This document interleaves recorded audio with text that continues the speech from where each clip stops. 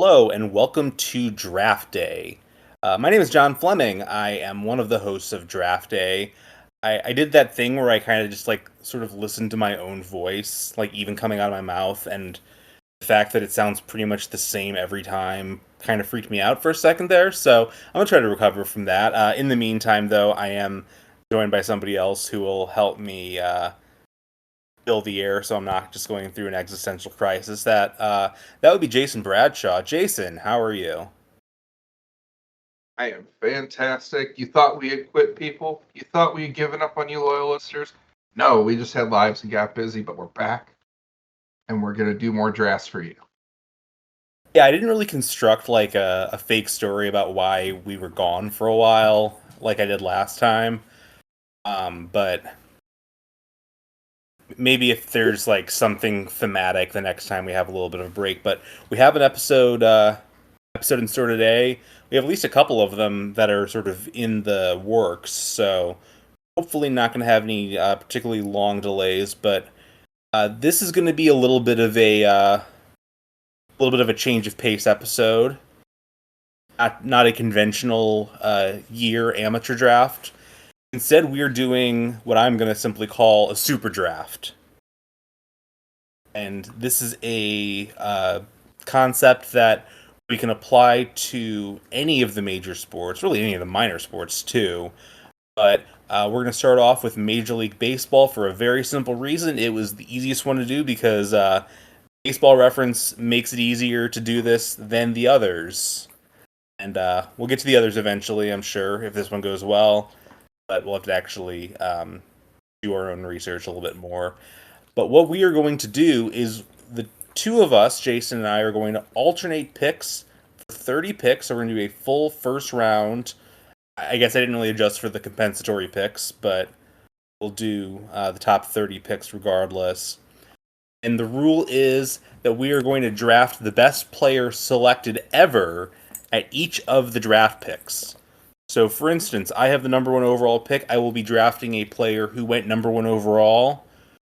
Jason will, eventually have, say, the number 18 pick. He will be drafting the top player ever drafted, number 18 overall, and we'll just go from there. I think it's sort of a somewhat self-explanatory concept. I do think that this is going to be a chance for us to collaborate. We're not really competing against each other. It doesn't really matter which of us has the better draft per se. We're just trying to just have the best picks we can find. Yeah, I think it's nice to not necessarily have none of your picks are going to impact the decisions I've already made. So it's a more of a discussion, I guess, as opposed to anything else where, you know, we can disagree, certainly, I'm sure, on some of these, but at the same time, it's like, you know, we can bring up different things. I'm sure we'll see different patterns emerge like we always do, even in our normal drafts. But I mean, for me, this was kind of a fun exercise, just seeing some of the names and seeing how, even as you get later, like a pick that's two picks apart has like a bunch of great names in it. And then you have one that's a bunch of, oh, yeah, those were guys that you had to choose from. It's a nice mix.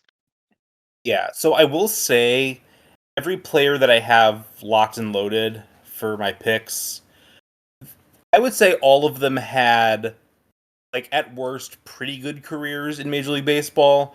But there are some picks that are just way weaker than others. I don't know if I didn't really look at the even number picks like you did. I mean, I'll cycle through them and kind of look at the list whenever you pick, but there are some in here where I'm not going to say who it is, but there is one player on here who, will be coming up a little bit later.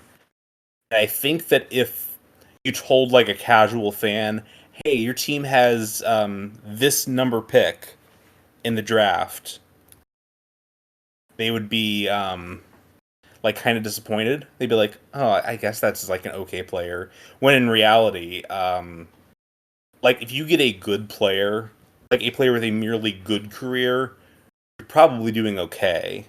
Like even at like the very top pick, which actually dovetails into a trivia question that I literally looked up while we were talking that I'm going to throw out to you.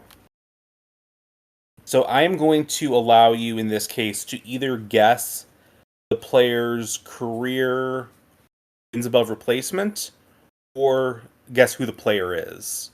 So if you don't feel like guessing who a player is, but you want to guess like a range, that's okay. This is a really quick question. So there have been 58 total number one overall picks in Major League Baseball since the draft began.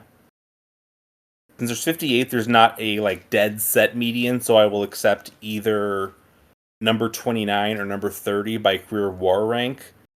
Who do you think is the exact median number one overall pick?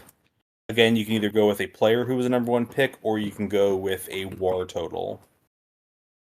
I Mm, will say that I will say I'm quite confident that you've heard of both of these players. It's not like it's just a total no name. the very first one, Rick Monday or anything like that. So Rick Monday, your guess? no, I don't. I'm not going to go for Rick Monday.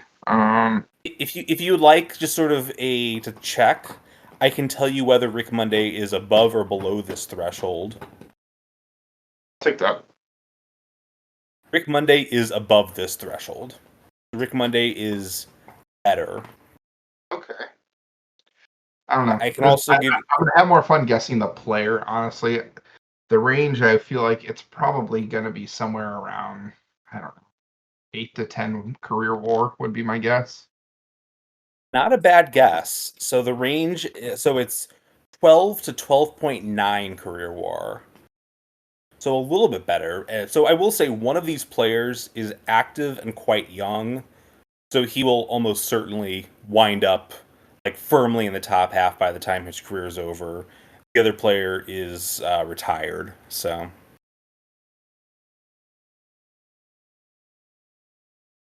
Well, then I got a guess for the young one with that clue, yeah. just because I think WAR loves him for. Is it Adley Rutschman? It is Adley Rutschman. Good Okay. call. His Well, position it's lends himself to being a hitter like he is. That lends itself to some maybe more WAR yeah. than you would necessarily have. Like I'm sure Mauer's probably up there based So on. but Fangraphs WAR actually loves him quite a bit more than Baseball Reference WAR because that incorporates pitch framing. So like he's Uh, actually like, this is the more underwhelming of them. But the other player who actually has come up on a previous episode because we did this player's draft, but Chris Benson is slightly above the threshold.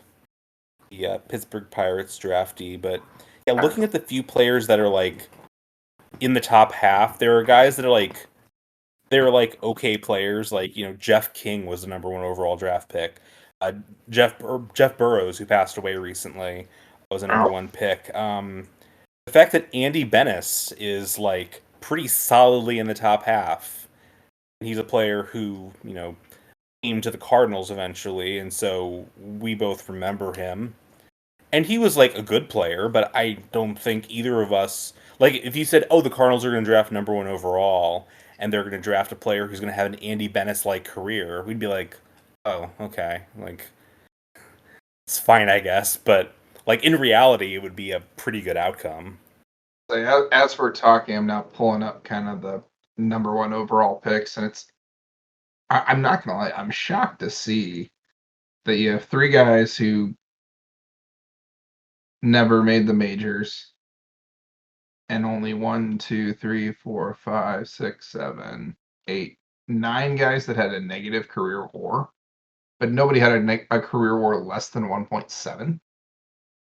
Does the nine count Danny Goodwin being twice or But yeah, that is Danny Goodwin twice, or he was yeah? I mean, there are didn't sign. guys who were in the Yeah, and I mean, one of the guys who never played the majors didn't sign either. I mean, there may be other guys who didn't sign that are in here, yeah. but I will guys say being seems I like do it's not believe Brady Aiken. I do think Brady Aiken is still like playing professional baseball. I don't know that there's much chance of him making the majors, but it's still like possible. So I'll give him that. And there are guys who are in the negatives that are active that could cross that threshold. Like, for instance, Mickey Moniak's at 0.0 now. I'm guessing he was probably at negative up until relatively recently. See, He's Jackson kind of, Holiday, you would yeah, assume Jackson Holiday is going to get up there. Henry Davis, I'm a little bit less sure about Spencer Torkelson getting up there just because he's been really bad. he has been But very bad. yeah. And Henry Davis is not being helped by the fact that he was Yeah, drafted as a catcher and has it's just been moved to the outfield. But it's interesting to see how, number one, at least when I think about it, it's very much the MLB draft. It seems like there's much more of the I can't think of a better term, crapshoot with some of yeah, these picks. But for number one to seem like it hits, not bad. I'm a little surprised seeing that just based on kind of what I saw. Like, and number two, I guess, really overall isn't a whole lot worse. You know, but yeah. it's But we'll interesting to see these guys know what they're doing, or they're just gonna at least push these top picks to see what they can do for a little bit. yeah, and again, I keep kind of name dropping guys, but like a lot of times you're gonna get like a Darren Erstad type, somebody who had like, other than one really outstanding season, just kind of like an okay career, and that's just gonna kind of be part of it. Like, there's probably a lot of people who think that like Adrian Gonzalez didn't live up to being a number one overall pick, and he's number 6 on this list, I and mean, is really it's good. and that's the thing. It's like the three guys at the top here in terms of WAR are way up there, Yeah, but then you get to the other guys and it's like, obviously some of them can still move up, but yeah. it's I don't know, we've kind of been tiptoeing around it. Unless you have any objection, I'd say just let's jump in. Let's get All this right, going. let us, in the words of the Urge, jump right in. Anyway. All right, we'll say that for the hockey episode. Yeah. But number one overall, like Jason said, there are 3 players whose wins above replacement are like clearly above the others. I think that Joe Mauer, who's number 4, at least deserves some mention just because he was a catcher, and because he had to switch positions like when he was 30, does kind of have a little bit of you could argue him being better than his WAR suggests he is, but ultimately didn't go with him. Bryce Harper is at number 5. Obviously, he's still going, but didn't go with him either. Um, Comes down to, in alphabetical order, Ken Griffey Jr., who is like great iconic player of our childhood. Chipper Jones, who was the position player, kind of face of the Atlanta Braves for so long. And then Alex Rodriguez, and I'm going with A-Rod. Alex Rodriguez is. It's weird because so he is the leader in WAR among this group. Like, we kind of said the big 3, and I'm gonna paraphrase Kendrick Lamar when I say that it's not the big 3, it's the big me.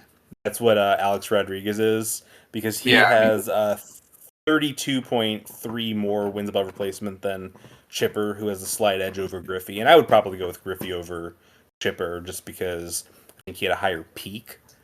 But Alex Rodriguez probably deserves more WAR because he was the greatest shortstop in history for the first half of his career, and then because Derek Jeter said so, he moved over to third base, and his value kind of fell apart from there. He was still a good hitter, and he was an okay fielder, but moving from shortstop to third base prematurely really hurt his overall value. But this was a guy who had what at the time was by far the most expensive contract in the history of professional sports, and he opted out of that contract because that's how worth it he was. He was that good of a player. And you get a guy who's one of the truly elite players in the history of one of the truly elite hitters in the history of baseball, who was also a 2-time Gold Glove winning shortstop, the 3-time MVP, 696 career home runs, and by the end of his career, probably had such a toxicity towards him that he probably could have gotten over 700 if people just weren't sick of him by the end. And obviously, that is part of the issue with A-Rod is the steroid stuff. I'm a little bit more empathetic to arguments against him based on steroids than I am for a lot of players, just Yeah. because he actually did test positive. He actually did, you know, not have the most, you know, illustrious end to his career. You could say the same for Ken Griffey Jr. with the whole falling asleep in the Mariners clubhouse thing.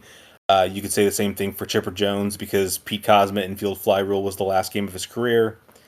Just had to mention that while I could. But yeah, all three are great players, but I think A-Rod is the one who... If A-Rod's not the best player of my lifetime, he's in the discussion. I think that in some order, it'd be like him, Albert Pujols, Mike Trout, Barry Bonds, even though he started a little before I was born, but like that's kind of the group, and that's why I'm going with him.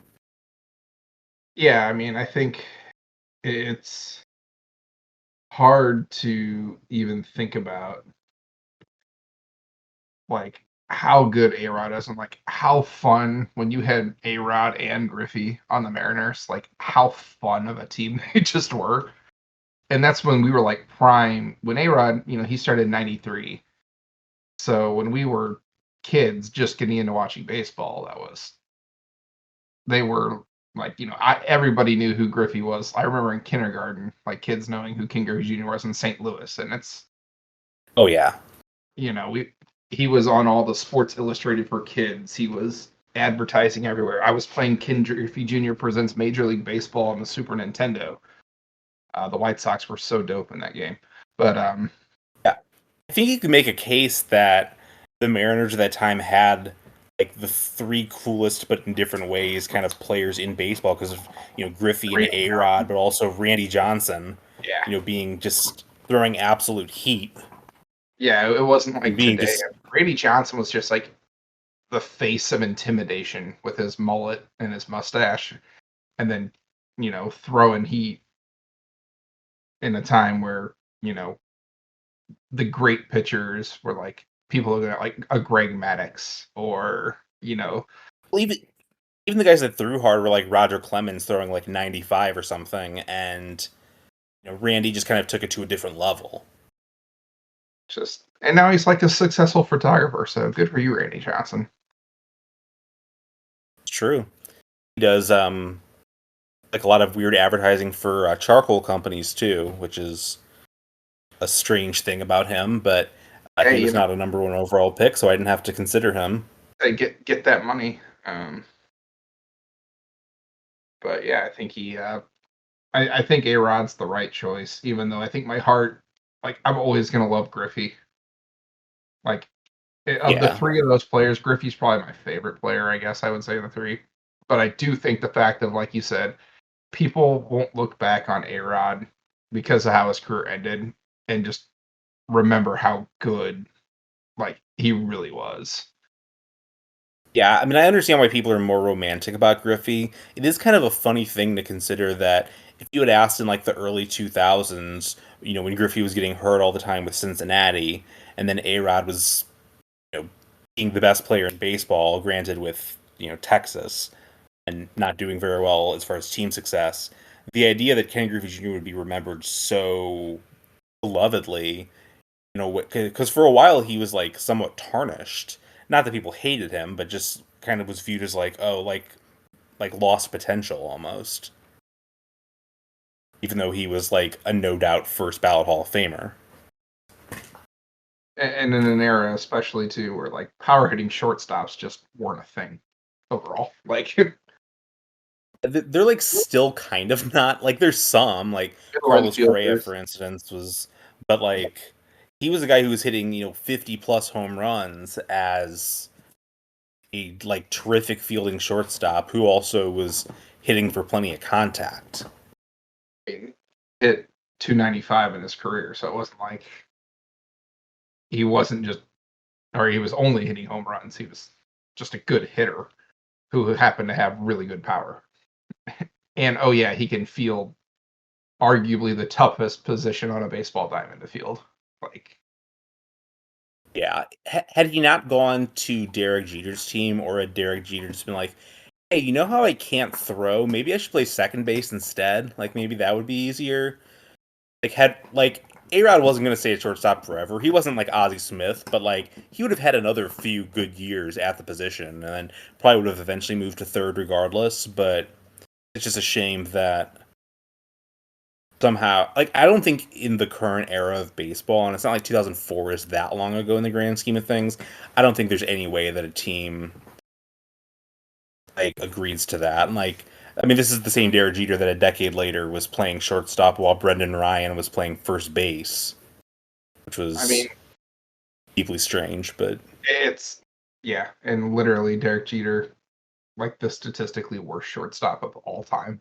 Like, yeah, I will say I don't. I think that his numbers are probably a little bit unfair to him, but I think he's closer to what his numbers say than what his Gold Glove total says. this isn't the He he had a bad. reputation for being a good defensive player. That was mostly just because he had that like Yeah, flip against the A's in the playoffs and the jump throw. the jump throw that anybody else could have just planted their feet and made the throw, Correct. That is correct. but all right. You got anything else to say about numero uno? No, that's all I got. All right. You're up with number two. There's a couple interesting options out there for you. Yeah, this was an interesting one. Um, Ultimately, I went with the second ever number two overall pick here. Went a little old school Oh, here, and I went with Mr. October, Reggie Jackson. yeah, Um, Second definitely an most iconic WAR. player. Yeah, I mean, and a guy who, second most WAR. The most WAR on this list actually is Justin Verlander. Um, Yep. Jackson has the Hall of Fame on him. I think Verlander will probably be there one day, Yeah, I mean, barring some sort of scandal erupting, I think that that's definitely going to happen. but has an MVP, won 5 World Series, two-time World Series MVP, 14 All-Star games, and somehow only 2 Silver Slugger awards. But it's, and I honestly don't know when the Silver Slugger one ends, so that could also be part of it. Um, Yeah, the Silver but Slugger, I always have that moment playing Immaculate Grid where I'm like, Silver Slugger, okay, when did that start? Like, I don't think Babe Ruth ever won a Silver Slugger because yeah, of what. but I mean, 563 career home run. Um, just pretty The Silver Slugger iconic. started.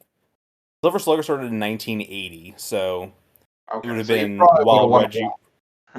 Yeah, so that was like post prime Reggie Jackson. I'm actually a little surprised he got two, but yeah, I that's guess looks like he got in 1980 as a DH, and looking for the.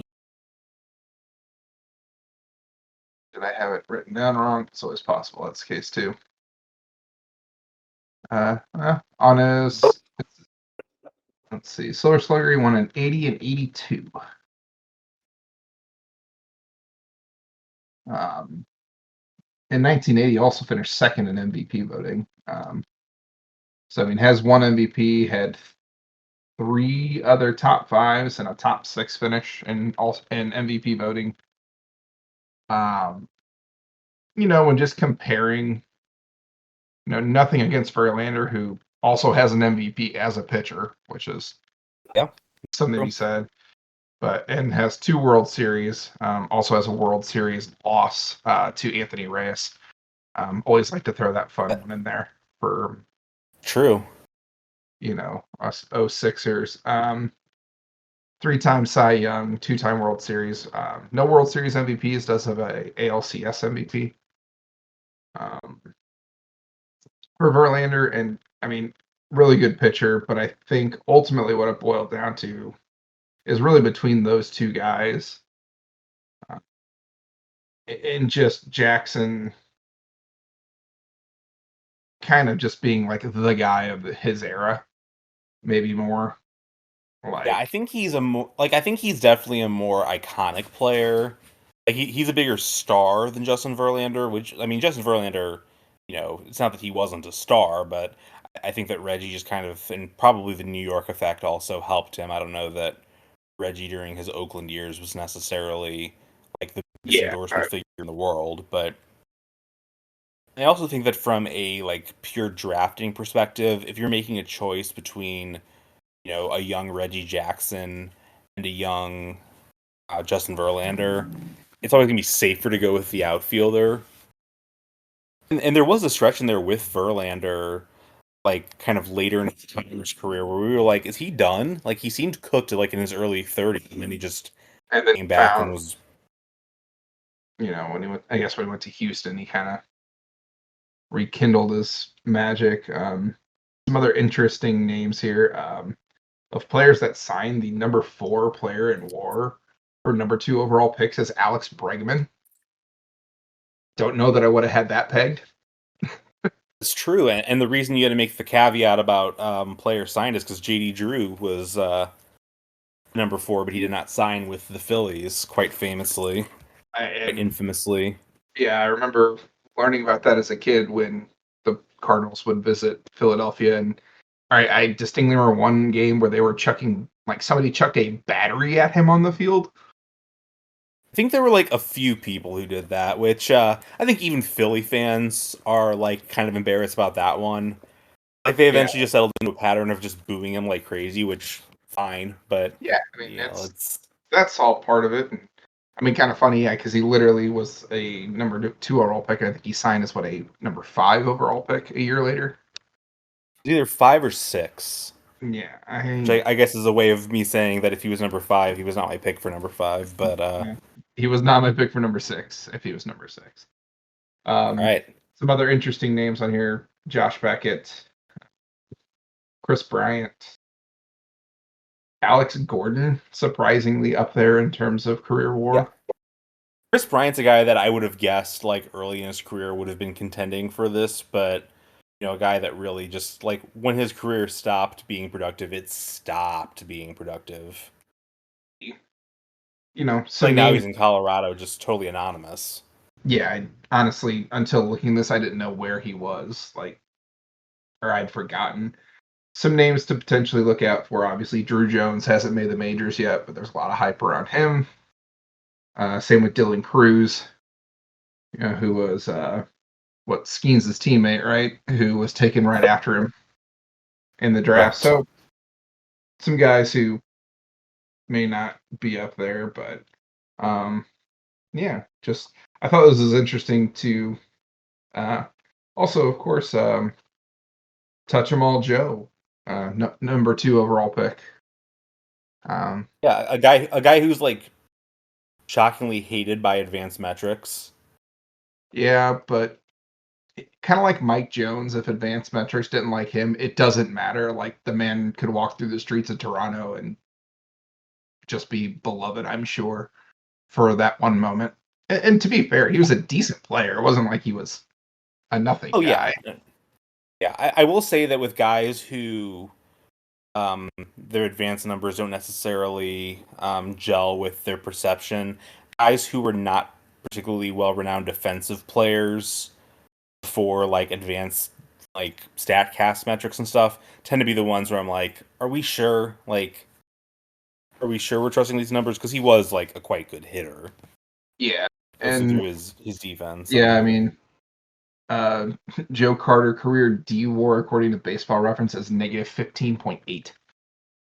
Not good. Not Uh, not not great, Bob. so I will say the thing about to go back to Justin Verlander real quick. The thing that really stands out to me is imagine if somebody had told you in I think it was 2016 was the year that he was just like straight up not good, and he was like in his like early leaning into mid 30s. Somebody had told you that Justin Verlander is going to eventually be in the Hall of Fame. You'd be like, okay, I can see it. I mean, he's kind of a short peak, but very good. Then if somebody said he's going to go into the Hall of Fame, and there's going to be a sincere argument about which team he should go into the Hall of Fame with. You would just need to be peeled off the floor at that point. It just seemed impossible. Now, I think he's probably going to go in with Detroit eventually, just because he just was there a lot longer and had kind of had some Yeah, peak seasons there. But regardless, like there's going to be a case for Houston, and that's a team that he didn't join until he was like 35 years old or whatever he was.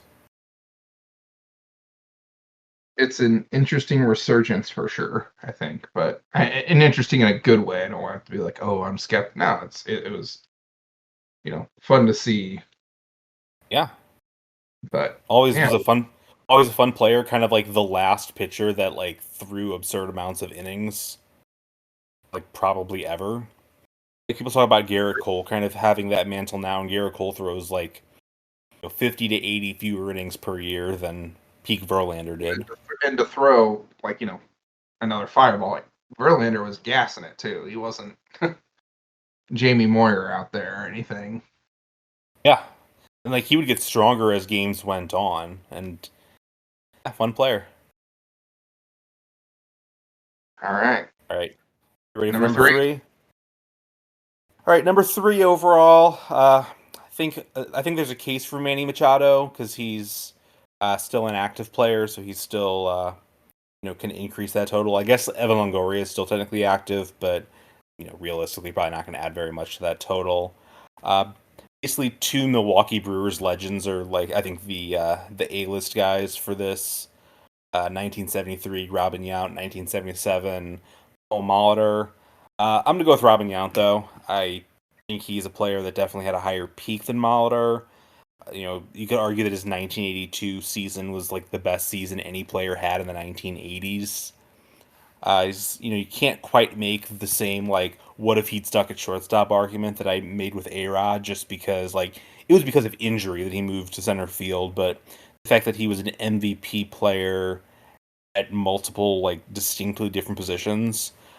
So it's he and A-Rod and Stan Musial, I believe, are the only three players to have won MVPs at multiple different positions. And like Musial was like corner outfield and first base. A-Rod moved over a little bit. Shortstop and center field is like radically different. So Yeah, I think that's just a fun thing to note. And yeah, it was you know a great shortstop, a good center fielder, pretty easily the greatest player in the history of the Milwaukee Brewers. Guy that's beloved up there. I know from firsthand experience of being married into a Milwaukee-based family, but um, his own special brand of lemonade is one of the top sellers at the Wisconsin State Fair every year. That's a little fun fact. I've never had Robinade, but that is the name of it, and yeah, Robin interesting. Young. That's my pick. Yeah, I mean, I think looking at this, I think there could be, like you said, when it's all said and done, we could be saying Machado here. Um, you know, Evan Longoria, it's weird. Like I remember, I guess he had a few years where he was just super hot. Does I believe he also was Rookie of the Year, Longoria. Yeah, Longoria is a weird one because like he's sort of a like he's basically a guy that just had like 4 to 5 wins per year for a long stretch. He was never like a serious MVP candidate, but he was consistently like a guy you could reasonably put eighth or ninth on your MVP ballot for like a dozen years, which is a really good player to have. And you know, like I said, how Robin Yount's the best player in Brewers history. I think Evan Longoria is like clearly the best player in Tampa Bay Rays history too. But I'd agree, and I like the pick of Yount over Molitor. If nothing else, just two MVPs to zero. I mean, that's yeah, and Molitor has an even worse defensive decline than Yount because Yount moved to center field, which is still a premium, albeit not shortstop level position. Whereas Paul Molitor was basically relegated to being a DH on the back end of his career. He was a really good hitter, so he was worth playing there, but still not quite what you want for being like the best of the best third. yeah. No, it's. And some other interesting names there. Interesting to that Trevor Bauer is Big. top 10 for number 3 overall picks. It's Uh, true. I mean, another guy who, in theory, his total could increase, but probably not. he's cranking it in Mexico, supposedly. Um, I don't really follow. yeah, he did badly in Japan and then did well in Mexico. So it really is kind of a Rorschach test about whether you want to like. It's ultimately a test based on whether you like the guy, and I don't, but I will admit that I'm being completely unfair. Yeah, I don't. Yeah, I'm not up on my Japanese league and Mexican leagues, their comparability to the majors. I've always thought maybe the second best league in the world was Japan's, but Yeah, that's Mexico very well generally could be how. number 3. I don't know. I just I think generally speaking, Korea would be considered number three. I'm not really sure where Mexico would rank. Definitely a step down from those, but the Mexican League is also interesting because it's like Addison Russell plays there. There's a few other guys that just kind of became scapegoats in the U.S. I believe Roberto Osuna pitches there, which granted he's from Mexico, so it's a little bit less surprising. But guys that became sort of toxic presences in the United States. hey, more fun than that. Troy Gloss is also on this list, so True. you know, dare I I will say, say for the Cardinals number, legend, Troy Gloss. and you're correct. I will say I'm interested what direction you go with the number four pick because looking at the war leaders, there's three guys that are clustered at the top, and This was, two I'm not gonna of them lie. are Hall of Famers. Wait, yeah, when I looked at this list, I had an initial reaction of, okay, I think this is going to be my guy, but I'll do the due diligence. And I'll be honest, I'll tell you, I didn't pick him. Dave Winfield was my initial when I saw the 3. I'm like, okay, his war's a little lower, but he's the guy, I assume. But ultimately, Of the three, he's the big name, I think. yeah. But after looking at it a little bit more, kind of digging in, I guess I've underappreciated how good Barry Larkin was because I'm going with him. Oh yeah, Um, yeah. Barry Larkin. I mean, honestly, like he's the guy in a vacuum, I think. But also the fact that he was the number four overall pick by the Reds, and he's from Cincinnati, and like they had him and Dave Concepcion as just like stalwart shortstops for probably close to 40 years between them. It's yeah, amazing. crazy. But like, here's some of the stats or accolades. Obviously, he's in the Hall of Fame. Won an MVP, 12-time All Star, has a World Series ring, 9-time Silver Slugger, 3-time Gold Glove. Yeah, Um, and the three-time Gold Glove, his career coincided very strongly with Ozzie Smith's yeah, in the National League. He in a vacuum deserves more than three Gold Gloves. He just happened to be competing against the greatest defensive shortstop ever. and it's you know a guy who, I mean, longevity obviously plays part of it. He played 19 years, all with Cincinnati. I personally remember Barry Larkin being a character in the PC original version of Backyard Baseball that you could get. I would sometimes, it depended if I wanted him or Kenny Lofton to be my speedy guys, but I digress there. Yeah. I mean, both are extremely cool players. I can't argue against either one. Yeah, and when looking at Winfield, obviously Hall of Famer. Um, the MVP is almost what kind of pushed me more to Larkin. Winfield doesn't have an MVP. Um, both 12-time All Stars. Winfield's a 7-time Gold Glover and a 6-time Silver Slugger. So, like, if you combine Gold Glove and Silver Slugger, it's 13-12 for Winfield.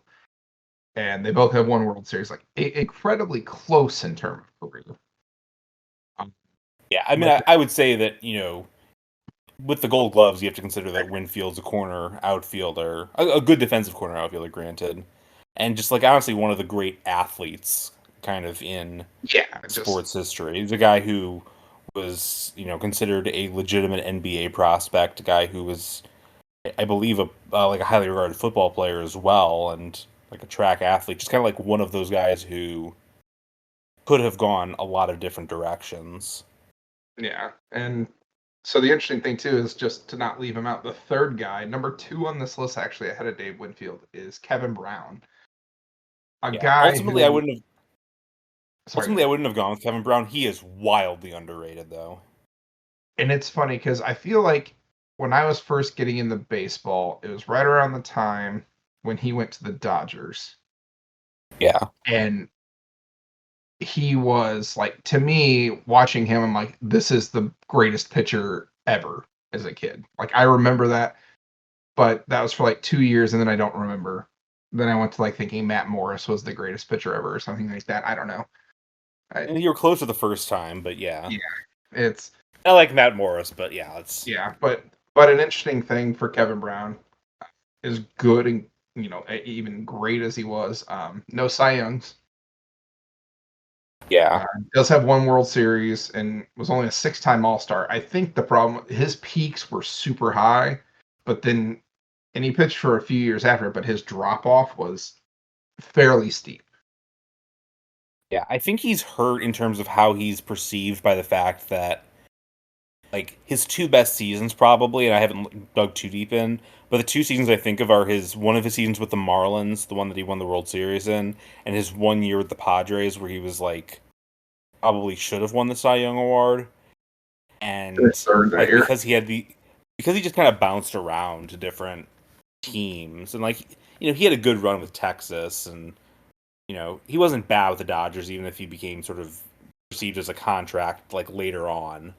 But yeah, really good player, but I agree that ultimately Barry Larkin is the correct choice. 1 to 5. All right, number 5. I am going to go with the player that is, in my personal opinion, um, JD Drew was a number. Okay, JD Drew was the number five pick actually. I am not going with JD Drew, however. I'm going to go slightly controversial, perhaps. I'm going to go with the player who is number 6 by career WAR.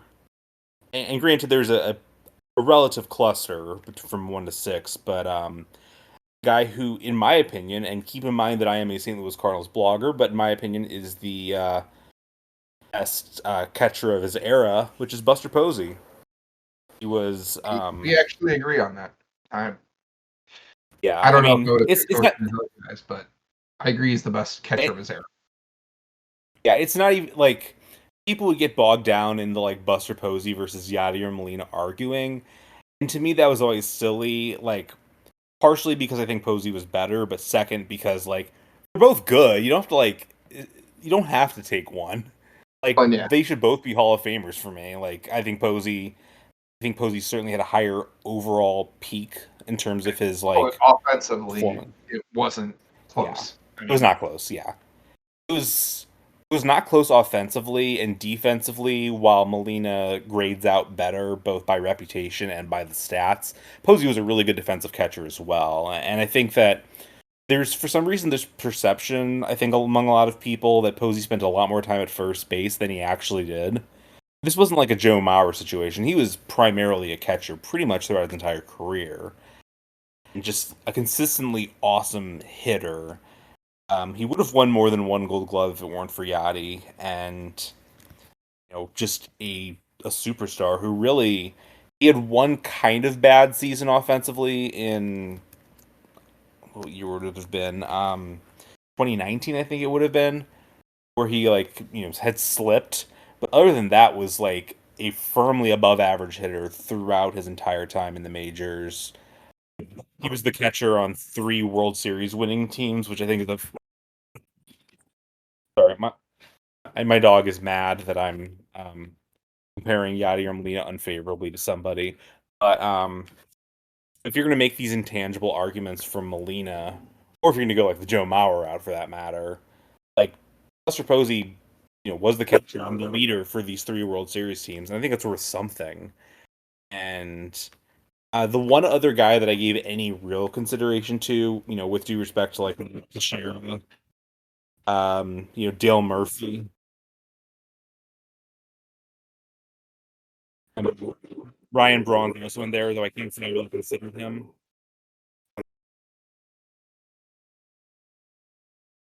John is having some problems with his dog now, guys, so I can vamp while he is yelling at him. Yeah, Tashira, Braun, Dale Murphy, 2, 3, 4, JD Drew 5. I'm assuming the other one John's going to give credence to was the number 1 guy.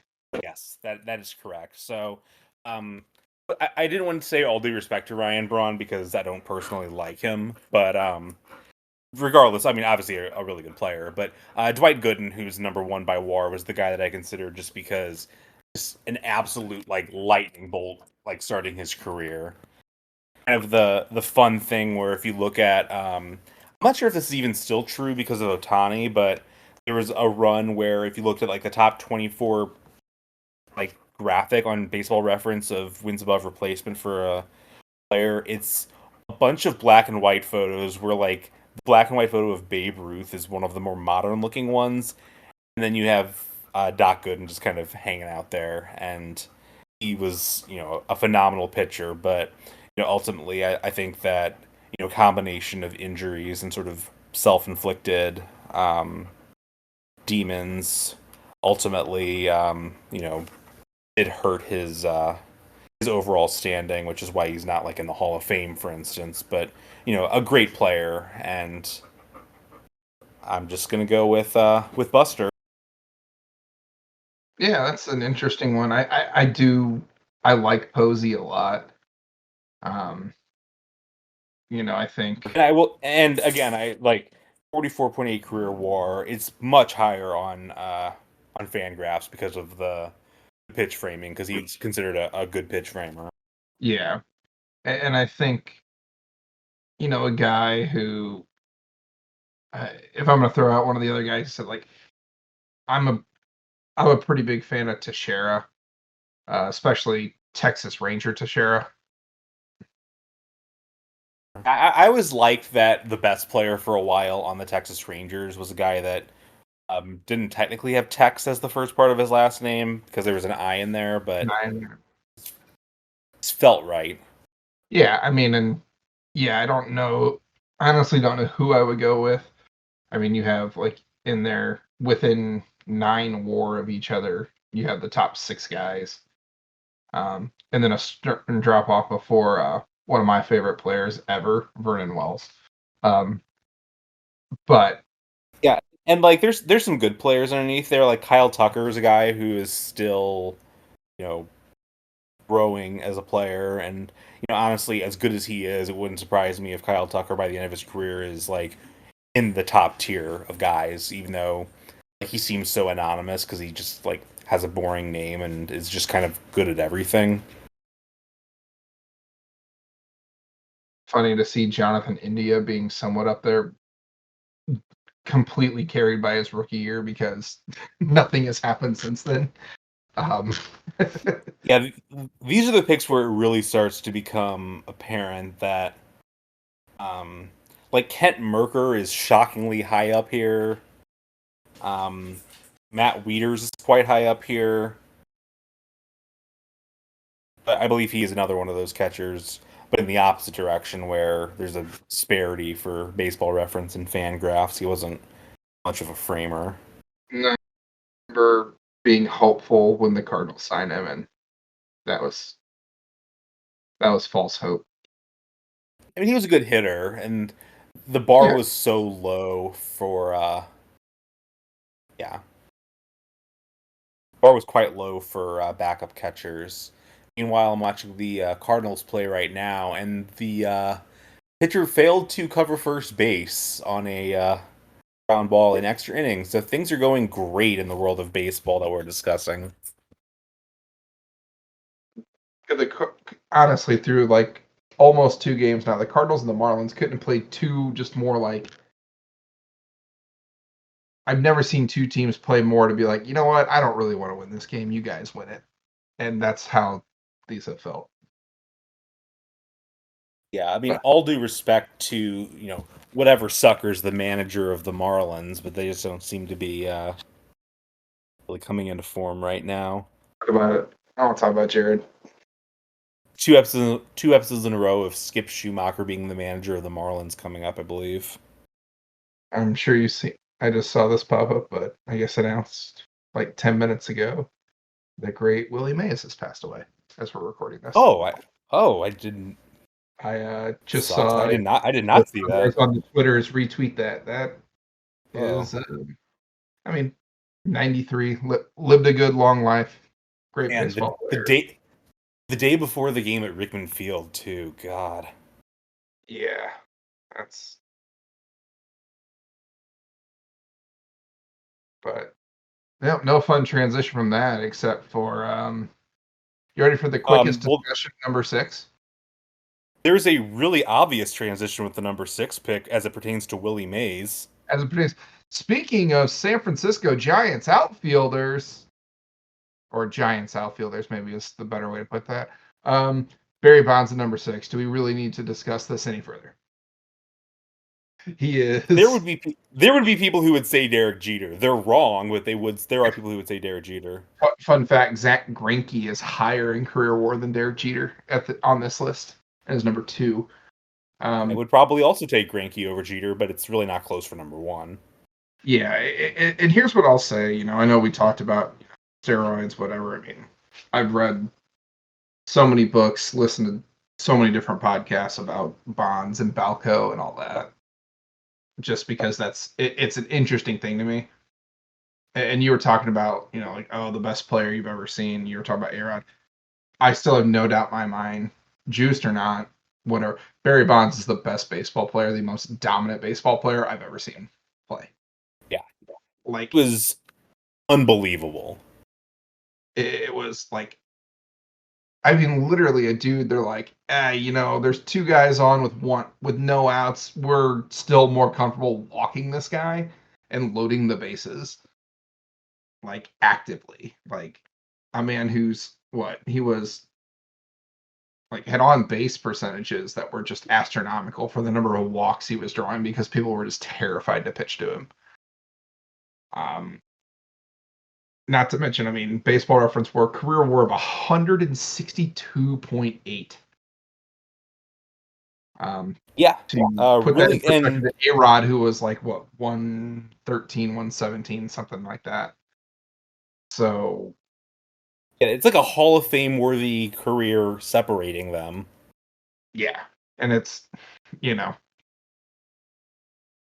my whole belief on the steroid thing is, I don't know. I won't go on a huge rant of just about how I feel about people who vote for the Baseball Hall of Fame now and how it's stupid. But Yeah, because like there is an argument that you can demerit the steroid guys. I'm completely open to that. But if you could bury like there's that old line where somebody asked Bill James, like I guess they perceived that he would like not be big on Ricky Henderson as a Hall of Famer. They'd be like, "Is Ricky Henderson really a Hall of Famer?" And he would say, "You could cut Ricky Henderson in half, and he'd be 2 Hall of Famers." Barry Bonds might be 3 Hall of Famers. He is like absurd. yeah, I mean, literally, like, you know, like you're saying, more than double the next guy. But like, yeah, you cut his WAR in thirds, and he's still a 4 WAR player. If you cut him if you cut him in 3, one part of him is 54 WAR, which would have put him fourth on this list. Like, Yeah, that's insane. And no offense to Greinke, Jeter. I think Jeter's WAR is probably, like, nothing to take away from him in some regards, but longevity in terms of games played and stuff like that helps him. To be fair, Bonds played a lot of games too, more than Jeter. But you know, yeah, this one was one. As soon as I saw his name, I'm like, all right, well, this was an easy decision. I didn't do much research because he's the best baseball player I've ever seen play. And I remember people tried to compare Pujols to him, like, in those times when they were crossing. It's like, guys, it's not close. Stop it. To be clear, Derek Jeter's a Hall of Famer. He just isn't Yeah. Barry Bonds. And Right. this is Barry Bonds who had a 609 on base percentage one year. It's just completely ridiculous. And like that was always a thing that I really respected about him. I mean, there's some like off the field stuff about him that's not the best, but in terms of just on Looking out. field presence, like yeah, I had a lot of respect for his game in the sense that like he wasn't like mad that he was getting walked. He's like, this is beneficial. And I there was mean, always this kind of perception of him not being a team player or whatever. And it's like I feel like in terms of the way he actually played the game, even if he was like arrogant, which he certainly was, but like in terms of like his style of the game, he could not be more playing to the benefit of winning. I mean, And the fact is, in 3 or 4 years, he had OPS pluses of 259, 268, and 263. Like, and oh, the one in the middle, he was down a little bit at 231. Like, darn, what a loser. Um, yeah, I mean, 7-time MVP, somehow an 8-time Gold Glover, but um, well, I will say, like, I feel like early people, on, of our age don't think of him being a very good defensive outfielder. He was a he was good. premium defensive outfielder in his early years. Like, and Yeah, probably towards the end would have become a DH if he'd been playing in the American League. But, at his peak, he was very fast, stole a lot of bases. Like, even late in his career, kind of stole more bases than you would think he would. And, very well rounded for most of his career. And then I mean, once the defense started to slip, he's like, I'm just going to become the greatest hitter ever for a yeah, I mean, while. and he won 3 of his MVPs, in the early 90s, like 90, 92, 93, he won MVPs. And oh, in 91, he just finished second in MVP voting. Uh, the other fun, absurd stat of his that I'll forever love is in 2004, he had 120 intentional walks, which is Yeah. just insane. Like, can you imagine him in today's MLB in the 10th inning if he comes up first in an inning? You're walking him every single time. I mean, there is the legendary case of him being walked with the bases loaded, Yeah. and that was before his 73 home run season. Yeah. Like, yeah, which I'm not sure. Have we even mentioned that he's the career home run leader? Like, we've just been spending so much Yeah, time there's talking that. about his overall play and his like on base skills and stuff, and that's like a secondary thing about him is that he also hit 762 career home runs. You know, like you do. But Yeah, pretty yeah, good. All right. I do want to just note, kind of on the Willie Mays topic as we talk about his godson with Barry Bonds, but there is now one living player who played in both the Negro leagues, like the ones that are identified now as major leagues, as well as either the National League or American League. So kind of guys that crossed over to both pre-integration baseball as well as the integrated. Um, and it is Bill Greason, who is 99 years old and played for the St. Louis Cardinals. And so I don't know why the Cardinal they've brought him back a couple times, but I don't know why they don't just bring back Bill Greason like as much as they can. Um, Not a player who was drafted, not a player who was even particularly good, but just in terms of historical importance, hard to historical importance, absolutely. yeah.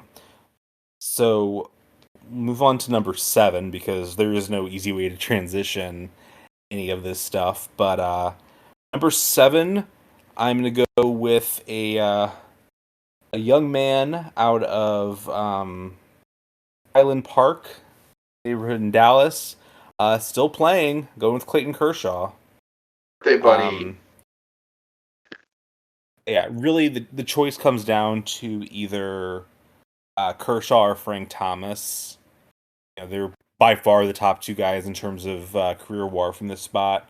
Troy Tulowitzki, really good player as well, but they are the top two. But Kershaw's a guy who's like the best pitcher of his era. 3-time Cy Young winner. He, much like Justin Verlander we mentioned before, won an MVP He has a reputation as not being a very good postseason performer. That is kind of wildly overrated because for most of his career he was like pitching really well for like 6 or 7 innings, and then Don Mattingly would leave him in way too long, and that would hurt his ERA. And then the last couple years he's had some legitimately bad performances, but still hard not to go with him for the totality of his career. He's going to be a first ballot Hall of Famer, and yeah, that's pretty much the extent of it. Yeah, I think I do think there is one thing that would have swayed myself as well in the direction of Frank Thomas. And that would have been if this podcast was sponsored by Nugenics, but alas, we are not. Um, We are looking for a sponsor if yeah, I mean, when we if get to us. Nugenics, if Frank wants to give us a call, we're open to listen, and we can definitely talk about revising this draft. Um, yeah, I mean, Kershaw to me, and like you said, I think Cardinal fans like to dog him sometimes because in big games they, you know, driven into right by It's Matt Adams or the sometimes it's Carpenter. just fun to be a hater. Yeah, I mean, but yeah, when this dude was dominant and on, he was dominant and on, and he's, you know, like you said, it's not really close after that when you get Tulowitzki, and then like the next guy is Nick Markakis. Um, conceivably Aaron Who Nola was can still who was move a up good the list. yeah.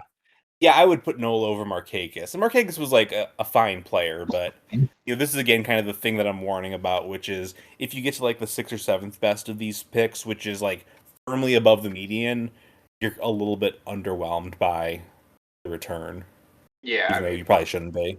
as much as I loved at least the name of Trot Nixon, and Max Fried being this high up too is slightly surprising to me, being just behind Prince Fielder. A man who I give myself full credit for his turn to vegetarianism because it came out shortly after he was becoming a vegetarian. Like after I went to a game and just yelled cheeseburger at him a bunch of times as a kid because I was a stupid kid. I'm pretty sure you would have been like an adult by that point, right? I don't know about adult, but yeah, maybe young adult. I don't know. You're acting like I still wouldn't yell cheeseburger at some fat guy. And I say this, people don't know, like, I'm a 300-pound plus dude. Fat guy. People yell cheeseburger at me. Like, I get it. I was literally eating a hamburger as John was doing the intro to this podcast. So, You are taller than Prince Fielder, though. I will point that out. yeah, I do have that going for me. I'm also a lot less good at baseball than he is. So, Yeah, sure. and, you know, I guess we'll never know. But Right. On we go to number 8. on we go indeed. Number 8, it's an interesting case for me. Ultimately, I ended up just going with the Rocky Top man himself, Todd Helton. Does have the top overall WAR. I know people will talk about Colorado. I do think that you could make a case for Francisco Lindor here. Yeah, it really is a case of whether you go with the totality career of Todd Helton or Lindor, who's trailing him by 16.9 WAR, which is a material amount. He could get there, Material. but It's you don't and know I'm at the more of moment. a totality. Like I'm much more the guy that like, well, he very well could get there, but as it stands right now, but he's a guy who, if you're just looking purely in terms of like WAR this season, what Lindor to this point in the year has 2.2 WAR.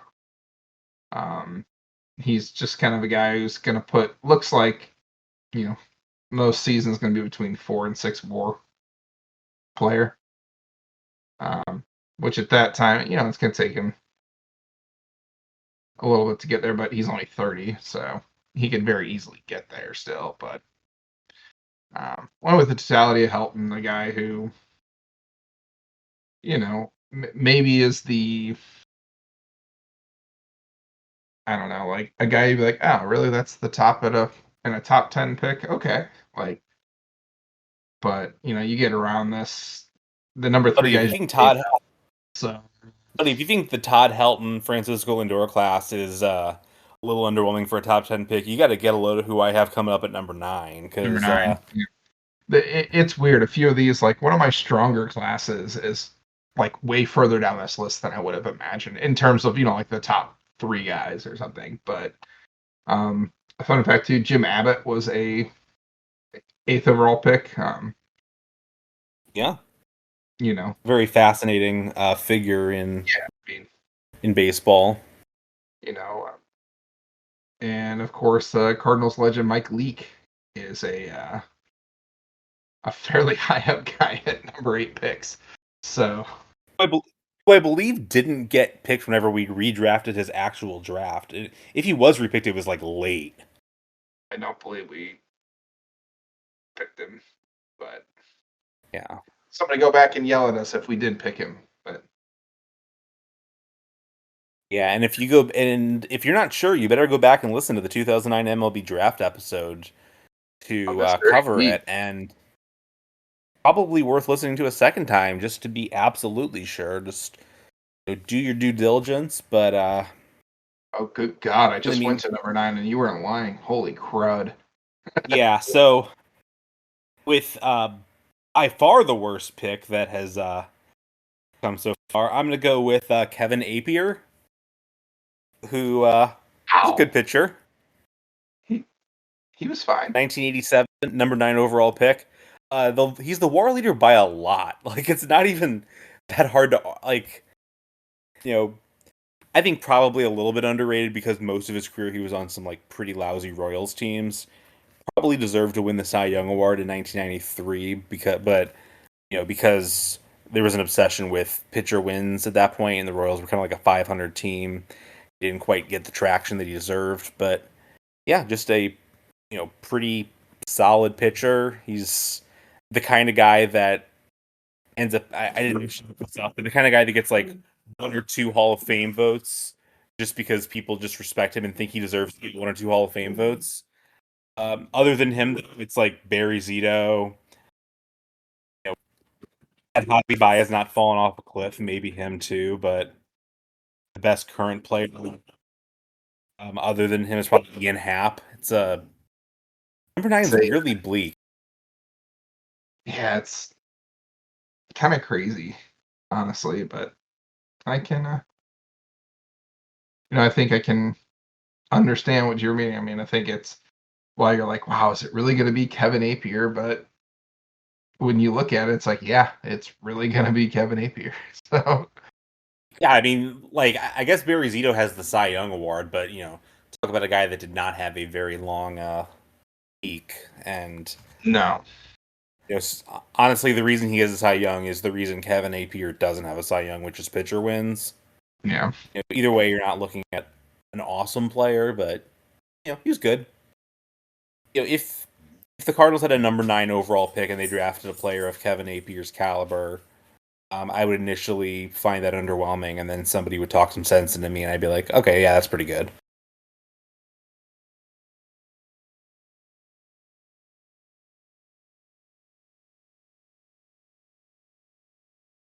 so if John is talking to me right now, he is on mute. So I don't know if he was meant to say that I, out loud. I was talking to you. I forgot to unmute because I had to mute because a certain dog that lives in my house was being out of his mind. But I will say we're like an hour in and we've gone through 9 picks, so probably Like this gotta. episode. Number 10 pick. Oh, Edmonton just went up 2-0 on Florida. But I guess I'm just building team steroid here. As much as I didn't want to pick it, I went with McGuire. I mean, Yeah, that I mean, it's kind of funny that there's a different Cardinals legend who actually is a Hall of Famer near the top of the list in Ted Simmons, but I think McGuire's the right call. yeah, I mean, rookie of the year. This is something that Mark McGwire has a Gold Glove. That's kind of fun to think He about. does, yeah. But I'd give a first 12-time base gold glove to All-Star, somebody. World Series, 3-time Silver Slugger. It's like, yes, all the guy did was hit bombs, but as a child, gosh, that summer was fantastic. Uh, with And, him, and like I will say, obviously the home runs are the headline, but a little bit like Bonds, he was a complete hitter. He drew a lot of yeah, walks, had he good could, discipline. Like he struck out a fair amount, but what do you expect from a guy that hits balls that hard and yeah. walks that much? When you swing that hard, you're gonna, miss. Yeah, and It's then gonna happen. some of the other guys that were close in terms of wartime, like I said, Ted Simmons, Robin Ventura, uh, and then you get into Tim Wallach and Eric Chavez, and then Mad Bum. So it's like, yeah, Yeah. Well, I will say Robin Ventura, Tim Wallach, Eric Chavez is like a who's who of underrated third baseman. I yeah, salute the general tenor of it, but McGuire's the right pick. yeah. And then of course, right below them, a couple spots, Milwaukee legend Ben Sheets. So Ben Sheets was really good for a little bit. I remember not liking him very much when he was good. So numero 11. Said respectfully, of course, about Ben Yeah, Sheets, but respectful. yeah, there are a couple viable players here. The top two drafted in '05 and '06. I love Andrew McCutchen, but I got to go with Max Scherzer, product MIZ. of the University of Missouri, Parkway Central alum. 75 career WAR. You know, the three best pitchers of his era are him, Verlander, and Kershaw, and like that's the group. That's the list. I mean, Greinke's probably number four, I guess, but um, a dominant player, a fun player to watch. A guy that quietly has now won 2 World Series rings, which is kind of wild to me. But Yeah. uh, I think one of the three greatest free agent signings ever, along with Barry Bonds with the Giants and Randy Johnson with the Diamondbacks. I think those are the guys. And Scherzer wasn't a guy, early in his career that seemed like he was going to go to the Hall of Fame, but like he's going to go to the Hall of Fame. So Yeah. I mean, like you said, yeah, McCutchen 25 war behind him. I do love him. He just seems like I just kind of want to be friends with Andrew McCutchen, but you know, yeah, and certainly is an icon in Pittsburgh, and credit to him, and he's going to be another one of those guys, a little bit like Gapier, where they're not going to make the Hall of Fame, but they're going to get a lot of respectful votes. But I think in terms of just sustained dominance, even though McCutchen did have that MVP season, and the year before he was arguably as good as well, but Scherzer did that level for an even longer period of time. yeah, that's the thing. McCutchen had another one of those guys steep drop off, but also on the Team USA World Baseball Classic championship team. So shout out Kutch. Um, Going on to number 12. This was an interesting one. And I actually ended up settling. I wanted to give some love to this guy. And, you know, and I went with the guy who's number 4, who's like I, 17 I below the leader. I agree with this pick for what it's worth. And the reason he's War's low is because he's a closer. But it's the number 8 guy in all-time saves, the left-handed wonder Billy Wagner. When this dude was like, I mean, and maybe it's because I saw a lot of him when he was with Houston and the Cardinals when they were battling out in the Central. He was so dang good though. Like, 422 career saves, made 7 All-Star teams, but when the names above him are Jared Weaver, Kirk Gibson, who good player, has the iconic moment, obviously. Yeah. And Nomar, I won't lie, a guy who I thought got blown up because he was in Boston. I never thought Nomar was a great player. I will say, I think Nomar is another one of those quintessential boy did his career drop off when it dropped off guys. Agreed. But he got to go home to Mia Hamm, so good for him. Like there's, but so with that, obviously, relief pitchers, it's harder to get WAR because if I'm not mistaken, when looking at WAR and stuff, do they just compare pitcher to pitcher, or is it starting to starting and relief to relief? I think relievers get a little bit of a bump relative to their innings, but they're certainly are lower. Yeah. And So like for instance, like the Mariano Rivera rule of thumb for me, it's like if you look at Mariano Rivera's career WAR compared to like Andy Pettit or something like that, they're like comparable, but the leverage of the kind of situations you're putting relievers in, I think that it's worthwhile to give them a little bit of a bonus. another guy who, in like Randy Johnson, we were alluding to earlier, even though he's coming out of the bullpen, like a guy who was throwing heat in a time where you didn't necessarily see it to that level. Um, and then just Yeah. a guy I alluded to earlier in this list, number 6 on this list is the greatest pitcher of all time, Matt Morris. So I will say Billy Wagner um, also was just very fun to watch just because he was such a small guy who was like, overpowering guys. He really was kind of like the lefty relief version of Pedro, where the incongruity between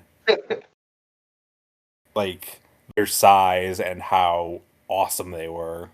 yeah, then him and Johnson were two left-handed hard-throwing guys. They couldn't be like more opposite body types. Like Yes. so. On we go to lucky number 13. Manny Ramirez is my pick. 1991 player. Um, ever heard of this guy? He's really good. Good. Straight up one of the best hitters of my lifetime.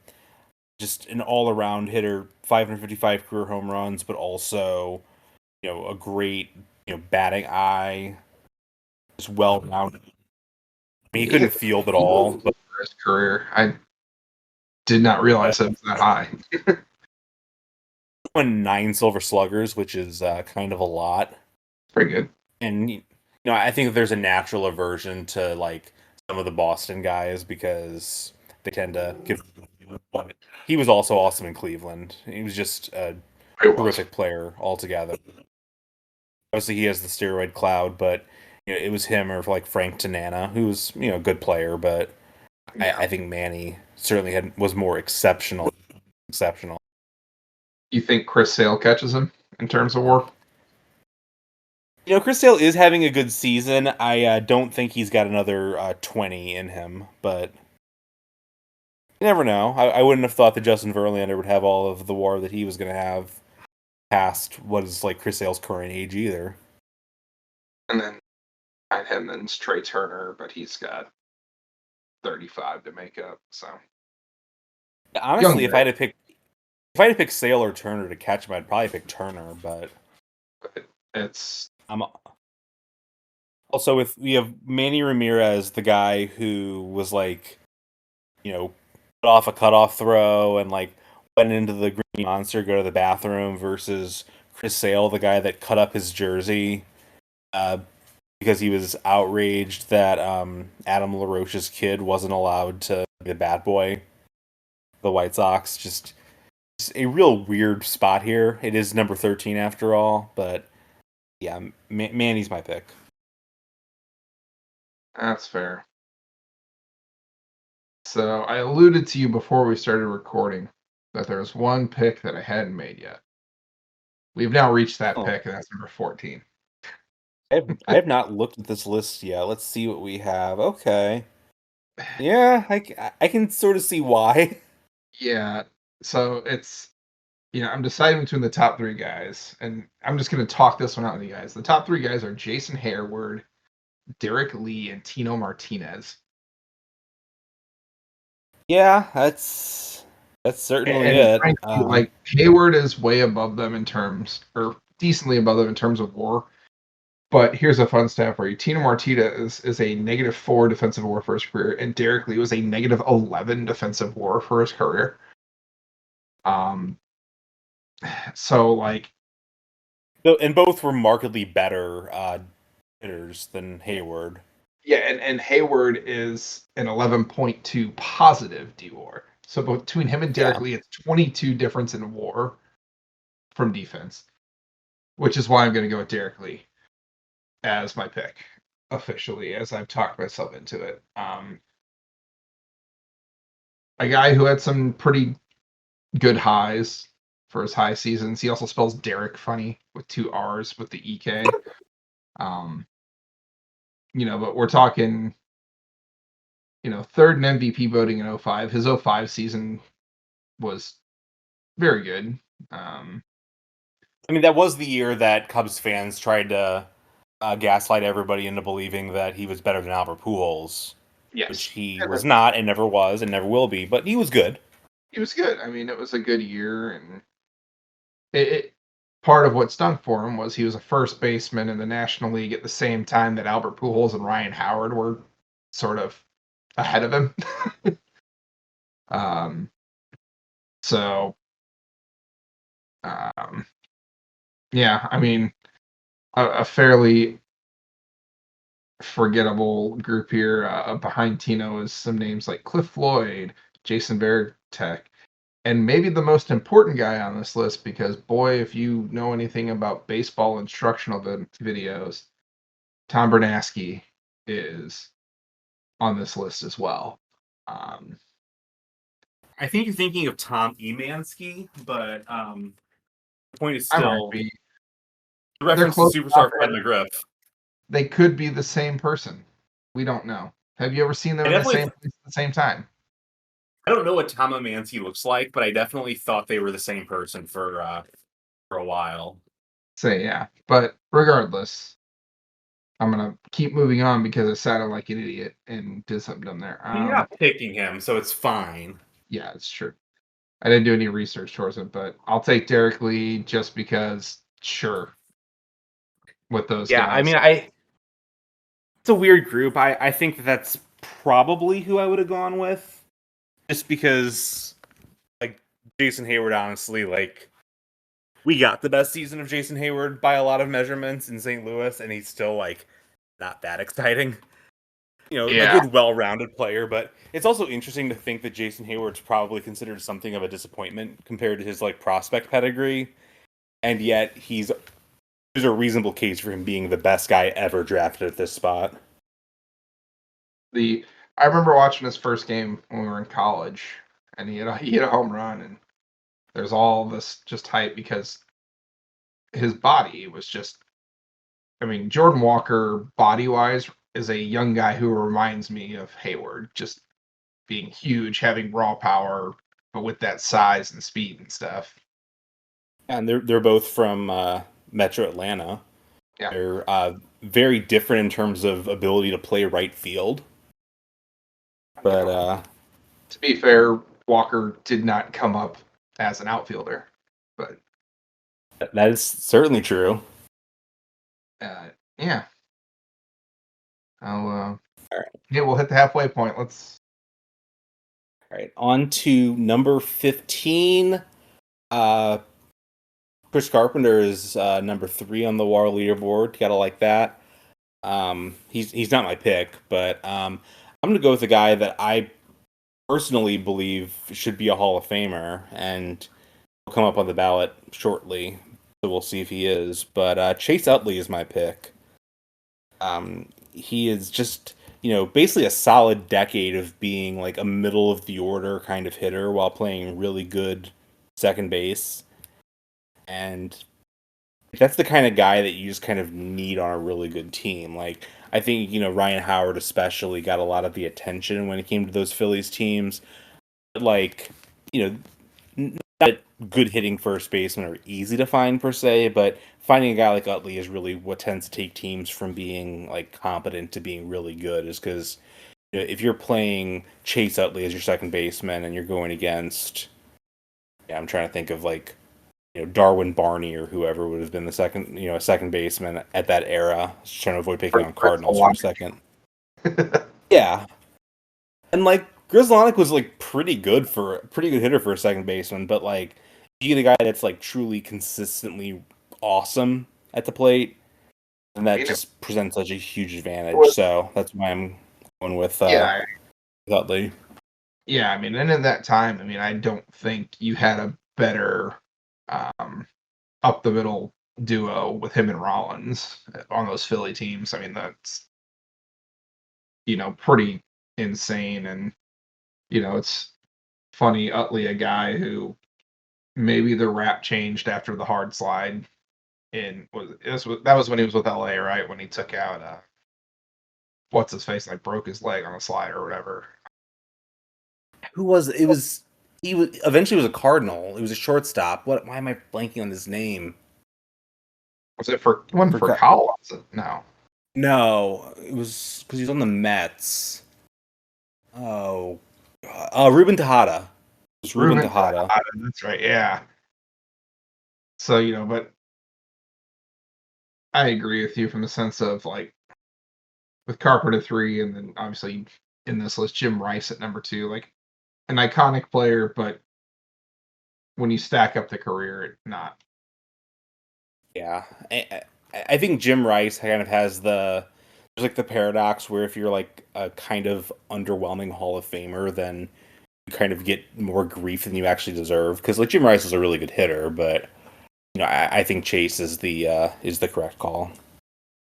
I'd agree with you there. All right, John. I know you're gonna love number 16, baby, because I'm going with the man who in the Battle of the Beards, his gray beard won. I'm taking Lance Berkman. Yeah, is the career WAR leader. Lance Parrish, number 2. Sean Green, number 3. Nick Swisher, number 4. Yeah, I don't really think I liked Sean Green. Lance Parrish seems like a guy that I would have liked if I remembered his career at all, but he was a good player for the Tigers. But much of the '80s hurt you. Yes, but yeah, Lance Berkman. Yeah, it was just one of those where Berkman, just complete guy. Did he get 2 rings, I guess? No, I think he just has the one. Yeah. I forgot the White Sox swept the Astros in 05. But, yeah. Just overall solid, and I think when you stack him up, I don't think a whole lot. That was one that, when I saw it, was fairly easy to kind of like, okay. Didn't have to put a lot of thought in that one. Yeah, I think that's the right call. I think Berkman is probably underrated in terms of just kind of being like a rounded player. Like this is a guy who played center field for a while, like in his younger years, and I think people think of him as being, a slow kind of corner outfield first base type, which is largely true of his career. But like that still counts as far as like versatility, being able to play a few different positions. He was a switch hitter, so he was able to kind of always be a threat. And yeah, just a really good player. Yeah, I mean, not much more to that. Sort of the transition, at least from the offensive side, as like Biggio, Bagwell, going from that, he was kind of adding more B's. Was a lot more of their calling card, their starting pitching, and Brad Lynch, things like that. But and then of course Richard Hidalgo. In that one season, he chewed, but Hidalgo was awesome in that season. He really was, but yeah, he was not a 16th overall pick though. So right. So at number 17, I apologize again for the fact that my dog, who's been very good, so he's awesome. Yeah, people are outside. It's like 85 degrees. It's the coolest it's been in a week here, so people are out and about, I guess. But Number 17 pick, there's really, I think, only two viable options, and they're two guys who were teammates for a while. I'm going with Roy Halladay. He is a Hall of Famer. I don't know if he was a first ballot guy. Had he not died young, I'm not sure if he necessarily would have been a first ballot guy, but I think a deserving Hall of Famer nonetheless. A guy who it took a while for him to get going, and when he fell off, he fell way off. But for like a decade, he was as good as any pitcher in baseball. He's a guy who's like clearly like beloved by other players. Numbers retired by two different organizations, including a team that he was only with for like 2.5 years in the Phillies. And yeah, just he was, an awesome pitcher. He won 2 Cy Young Awards, 8-time All-Star. It really comes down to either him or Cole Hamels, and I think Hamels was just, to me, Hamels was always a guy who was good but was not exceptional necessarily. And I know he was the ace of the team that actually won the World Series in Philadelphia, and he won the World Series MVP. So that might seem paradoxical for me to say that, but I think that Halladay was just like a capital A ace in a way that Hamels was maybe a lowercase a ace. Yeah, I mean, I think the overall consistency Hamels kind of had with some good peaks, but his peaks I don't think touch Halladay in terms of what he ultimately Yeah, did. and he never.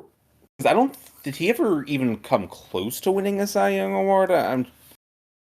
I mean, honestly, like I feel like his best season might have been 2011, where he was the third best pitcher on his own Highest team. he finished in Cy Young voting was fifth in Okay. 2011. Where again, third And best they pitcher on his were, own team. I say, in the deciding game in the division series round, who threw that game? Was it Cole Hamels? No, it was Roy Halladay who lost that game 1-0. Yes. Hamels did win his game though. He did. Shout out to Chuck Nagy being fourth on the list. Here we go again. If you get that reference, you get that reference. And if you don't get it, it's not gonna be entertaining to have it explained, but you'll probably Just enjoy it if you get it. um, next one, I am going to do something that I have not done yet. At number 18, and I'm going to take a current major leaguer here. He Okay. is currently second in WAR. He is a 2-time World Series MVP. I'm going to take Corey Seager. For a second there, I was hoping you were going to pick Sonny Gray. I think it would have just been funnier. But yeah, Corey Seager's the right choice. Yeah, it's like Sonny Gray. Obviously, I'm getting to watch a lot more of him this year with the Yeah, and Cardinals, and he's he's good. probably in the top. Like he's in the top 3 of this pick. But yeah, Corey Seager's the right pick. Yeah, I mean, number one, and this is a longevity type thing. Number one is Willie Wilson. Um, Who's good, but never. I don't think ever hit the peak that Seager but has. yeah, I mean, Seager has a Rookie of the Year, 2 World Series, 2 World Series MVPs, 3 Silver Sluggers, 4-time All-Star, and also an LCS MVP under his belt. Um, Willie Wilson was a 2-time All-Star, 1-time Gold Glover, won 1 World Series, and won 2 Silver Sluggers. But ultimately, that's still though a guy who had 41 career homers.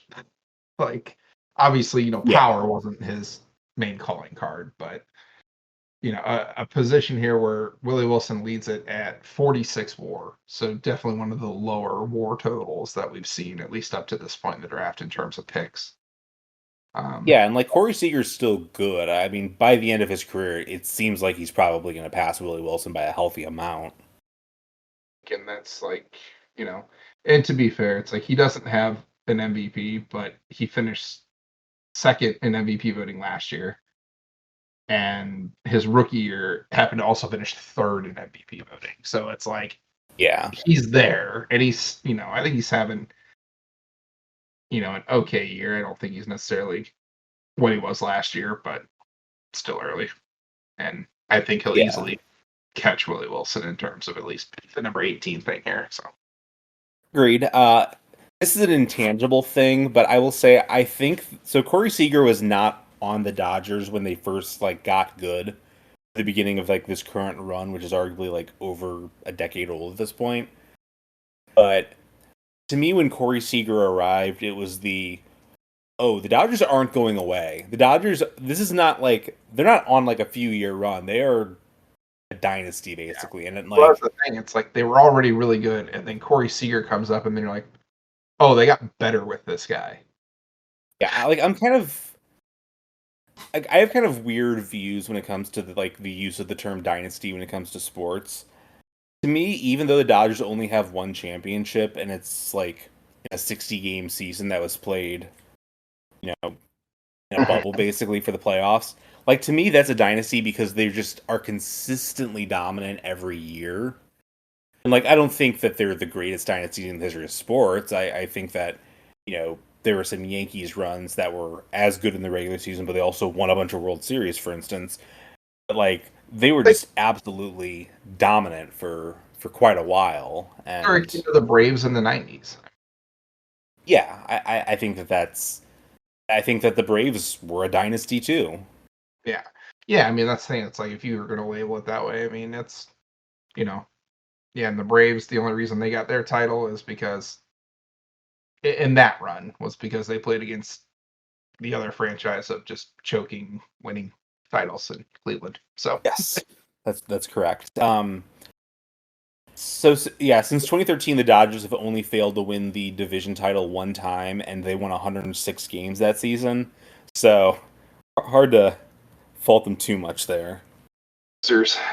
Uh, Number 19 is Pick. one of the easier picks on the board. I will say shout out to Bobby Grich, who like didn't really get a strong sniff at the Hall of Fame, but probably should. He was the number 19 overall pick in 1967. Just an awesome second baseman for a long time with the Orioles and the Angels. That said, Roger Clemens is also a number 19 overall pick, and it's Roger Clemens by a lot. Um, I think you could easily make a case that he's the greatest pitcher of all time. In terms of just the sheer magnitude of his accomplishment. The guy won 354 games, 7 Cy Young awards.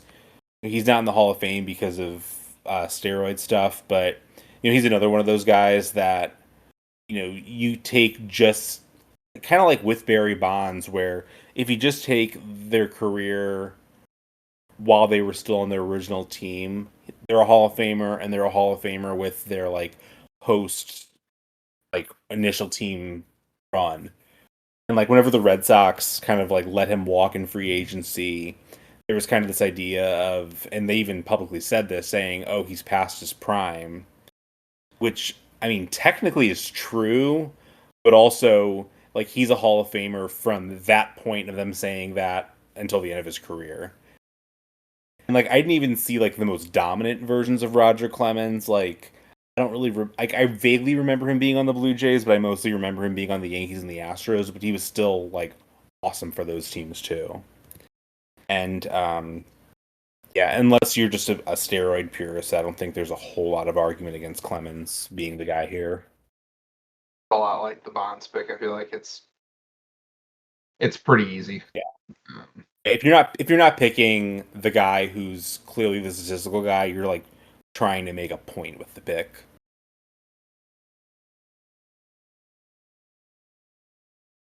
All right, number 20. Number 20. This is an interesting one, and honestly, I hadn't been able to look at it enough to quite understand why there's such a huge WAR discrepancy between number one and number two. Because I have a theory on this. is it I think racism? no, no. I think number one is just straight up like one of the most like underrated players ever, partially because boy did his career overlap like exactly with like the worst time to be a pitcher ever. in And terms of just like the dominance of offense. yeah, and ultimately number one is who I'm going to go with, um, Yeah. Mike Mussina. As much as my heart really wanted to pick Torrey Hunter, who's third, just because, gosh, as a kid who watched Sports Center like 5 times in the summers because they would just show the same episode over and over, and it was basically just like, what Torrey Hunter catch am I going to watch tonight? Yeah, he was a fixture of like baseball tonight. Yeah, and web gems or whatever. But Mussina, like, he was a guy, also pitching, like when he was pitching for the Orioles, like they weren't good. I mean, they had a little bit of a run that was basically ended by Jeffrey Mayer, but for the most part, you're correct. Yeah. And then, it's like I wanted to hate him then because he went to the Yankees. Because they were like, oh, we're gonna pay him, you know, $10+ million. Um, but a guy who's in the Hall of Fame, 7-time Gold Glover, 5-time All Star. Um, the guy who's number 2 on this list that we were when just comparing, and I'm talking baseline stats that is very similar to, but 20 WAR less than him is CC Sabathia. I do Yeah, think I mean, Mussina also is probably a better defensive pitcher than Sabathia. Sabathia wasn't fleet of foot, and so Sabathia was a pretty good. Sabathia was a pretty good hitter in the rare occasions where he actually he, batted, but he was decent, but ultimately, Messina just a guy who, yeah, I think if his career had started 10 years later, like his stats are probably way better. I think you make a good point about yeah, that. it's interesting because like so you mentioned Sabathia being at number 2, Hunter being at number 3. I think of those guys as being like much more interesting players than Mike Mussina. And Mussina took a while to get into the Hall of Fame, even though he like clearly has like a deserving like WAR level and didn't really have a controversy. There wasn't like steroid or off field stuff or anything. I think it just took people a while to kind of just be like, oh, I guess this guy that was just like kind of boring was just really good. And like, I mean, and like you said, it was an era. Did the market he was in, being Baltimore, have anything to do with it in terms of just exposure? I think yeah. But even when he was in New York, though, like I feel like he was overlooked compared to like Clemens. he was on. Yeah, he was on the super teams with New York, though. I mean, Yeah, like not, and obviously maybe pitching staff. He was, I mean, even from just a character level, like David Wells would have been ahead of him in terms of you know those being teams. interesting. Yeah. Yeah, I mean, but I mean, like, yeah, Orlando Hernandez, El Duque was a okay, it more was, interesting player to watch. yeah, I mean, he just was just kind of a guy who did his job and did it really well, and This is probably going to sound like a weird comparison because I'm comparing a position player who was a first ballot Hall of Famer, but came around. Is like, think about Adrian Beltre. And the fact that Adrian Beltre, just like for most of his career, if you'd asked me if he was a Hall of Famer, I'd be like, yeah, maybe. He was a really good player. And then you look at his actual numbers at the end of the day, and because he like was going through Hall of Fame candidacy in like the firmly like post-war being an accepted metric thing, he got into the Hall of Fame easily. But like he would have been, I think, easy to overlook just based on like kind of vibes. But like they're both deserving Hall of Famers. You can make maybe like seen as like a slightly poor man's Burt Blyleven in that regard too, where like they were never regarded as being the best pitcher in baseball, but you look at their numbers over a long period of time, you're like, oh yeah, that guy was really good. yeah, it's one of those guys. Yeah, when you look at the numbers and you dive in, it's like, okay. Um, really good on Triple Play 99 too, pitching with Mike Mussina back in the day on PlayStation. So I was never a big triple play player. I was a big MVP baseball player, even though they were essentially the same game, but MVP was Triple the Play is reach what was we looking, have. I guess. Chuck Knobloch was the greatest hitter of all time in that game. So It reminds me about how in MVP or not MVP, MLB, I want to say 2000 was the version I had, where for some reason the greatest defensive player of all time is Quentin McCracken. Like he just was basically like a faster version of Andrew Jones as a center fielder, which uh like he was okay, but he was not that in real life. But in the video More. game version, he was unreal. This is the thing to keep in our back pocket is randomly good video game athletes for a draft, but we'll save that for another day. Oh, we could have fun on that Move one. on. Yeah, I'm gonna move on to number 21. So this is by far the weakest slot that I picked. It's here. I will point out that even though he's currently in the negatives, I'm not dismissing the possibility that Jordan Walker becomes number one eventually, just because there just isn't a strong like. And number two overall is Veritek, but he didn't sign, so therefore number two by WAR is Gorman Thomas. Who? Gorman Okay, Thomas, sure. draft pick of the Pilots. You know. Oh, I didn't even realize that. Yeah, he was a draft pick of the Pilot. I mean, I knew he was on the Brewers, which is what the Pilots became, but I did not realize, did not put two and two together there. But yeah, Jake Westbrook, who we discussed as being kind of underwhelming as a guy to draft in our redraft of '96, is number 5 on this list. Anyway, I'm gonna go with Rick Sutcliffe as my pick. City boy. Very, very uninspiring to pick Rick Sutcliffe, but he won a Cy Young Award. He was a finalist once. He was briefly a pretty bad pitcher for the Cardinals. Speaking of video games, I remember him just being an absolute train wreck on Tecmo Super Baseball for the Cardinals. But that was post prime, and yeah, I'm gonna go with him. I gave at least some thought to Todd Worrell, but man, this is just not a A lot of strong. Cardinal legends in this one. You know. Yeah, Ian Alan Kennedy. Watson. Well, Ian Kennedy was not he was Yeah, not he from wasn't St. Cardinal. Louis, but No. he lives in St. Louis. Is that am I remembering that right? Like his wife's from here? I think his wife is from here or from there. I should have Yeah. had St. Louis while missing here.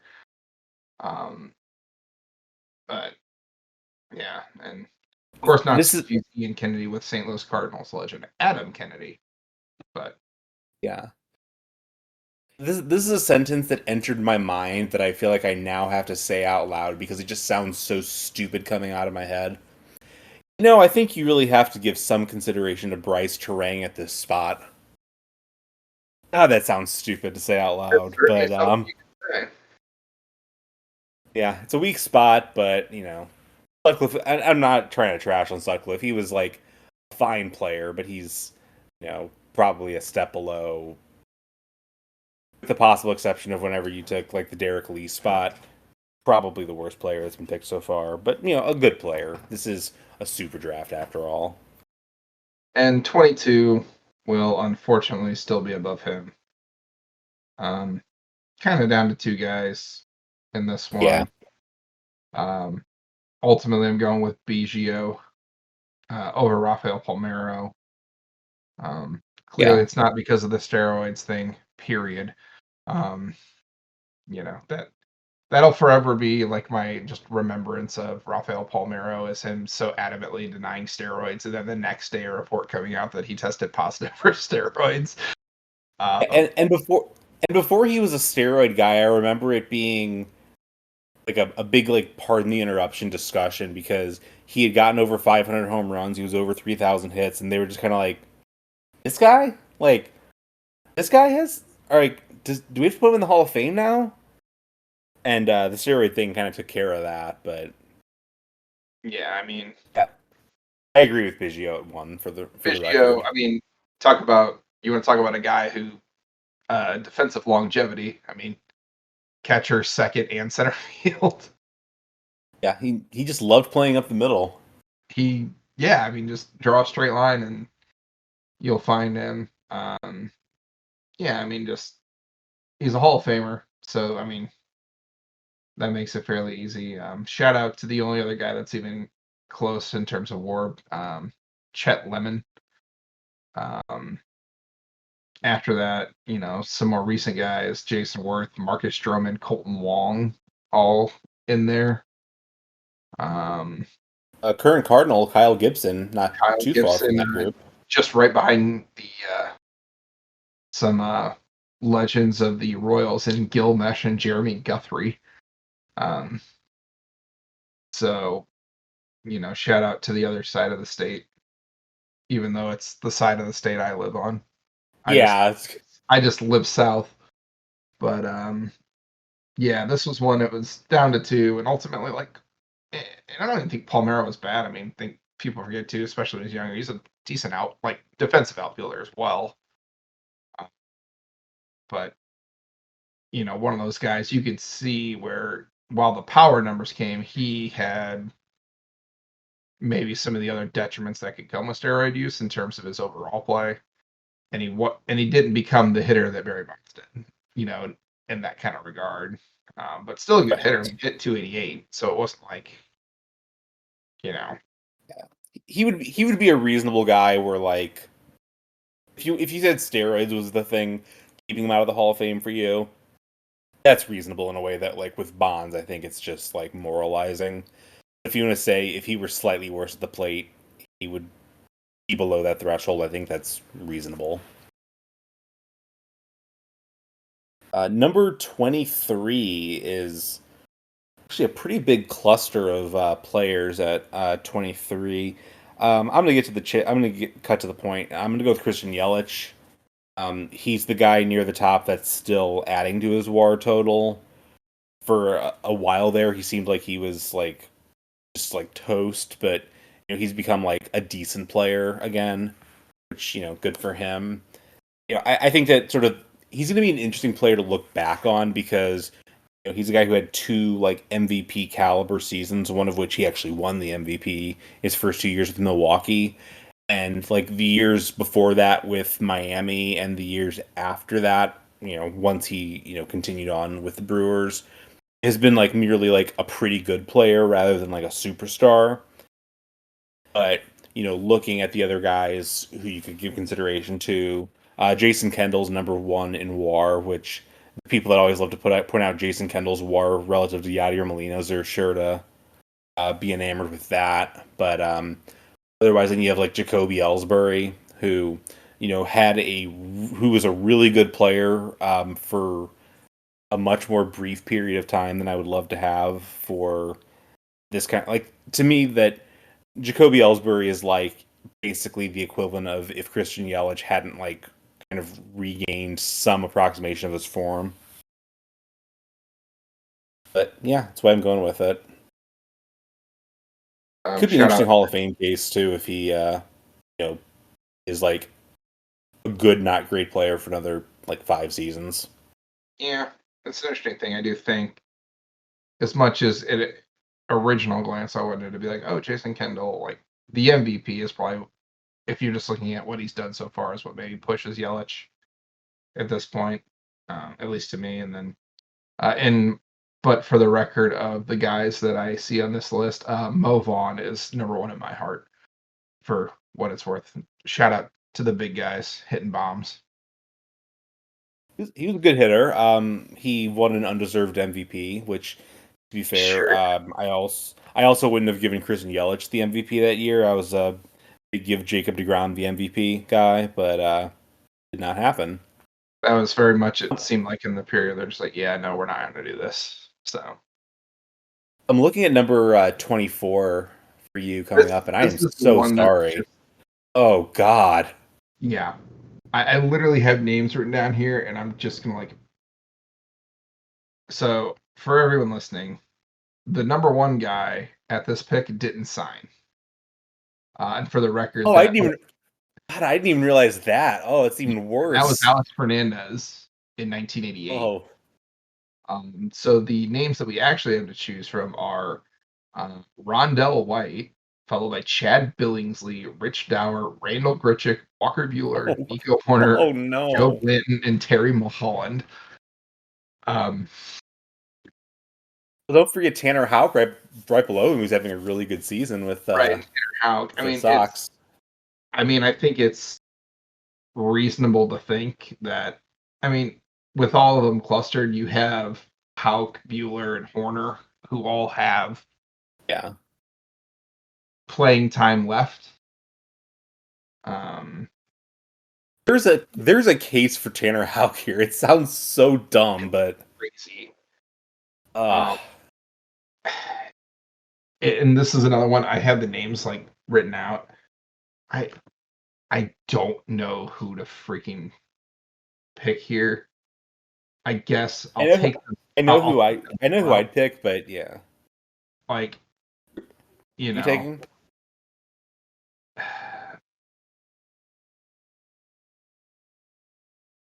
man, that's I guess if you make me pick right now, I'll take Rondell White Yeah, just I because agree I with think that. there's too much of an unknown. Like, there's not a clear trajectory where I can be like, oh, Tanner Houck is gonna get to 28 career WAR. I mean, Yeah. Like I outright don't think that's gonna happen, but yeah, and like Walker Bueller, if this was 2 years ago, I might be like, oh, it's him. yeah, I would agree with that, but the injuries have really caught up to him. The injuries are bad. Nico Horner is just he's a guy. And the thing is I think he maybe has the best shot to be a guy that tops this list. Here's what I would say about Nico Horner. He seems like a guy who, if things break his way, has the potential to have Rondell White's career. It's Like fairly accurate. a perfectly good player, but absolutely not I mean, and, somebody that. and this thing I was looking at, like, I think Rondell White is like he has one All-Star appearance. That's his accolades, and He was on a Hall of Fame ballot and received 0 votes. it's it's like, but of the other guys, I mean, you know, who am I going to take? Chad Billingsley? No, like Yeah, I don't even want to talk about this pick anymore because it just makes me sad. This is when I was just like, yeah, you're kidding me, and Chad Billingsley is basically what Walker Bueller's possibly going to end up looking like. Yeah, this sucks. This is bad. yeah, I'm honestly astonished that this because could have like gone with I'll take Mr. Vanessa Hudgens with Cole Tucker.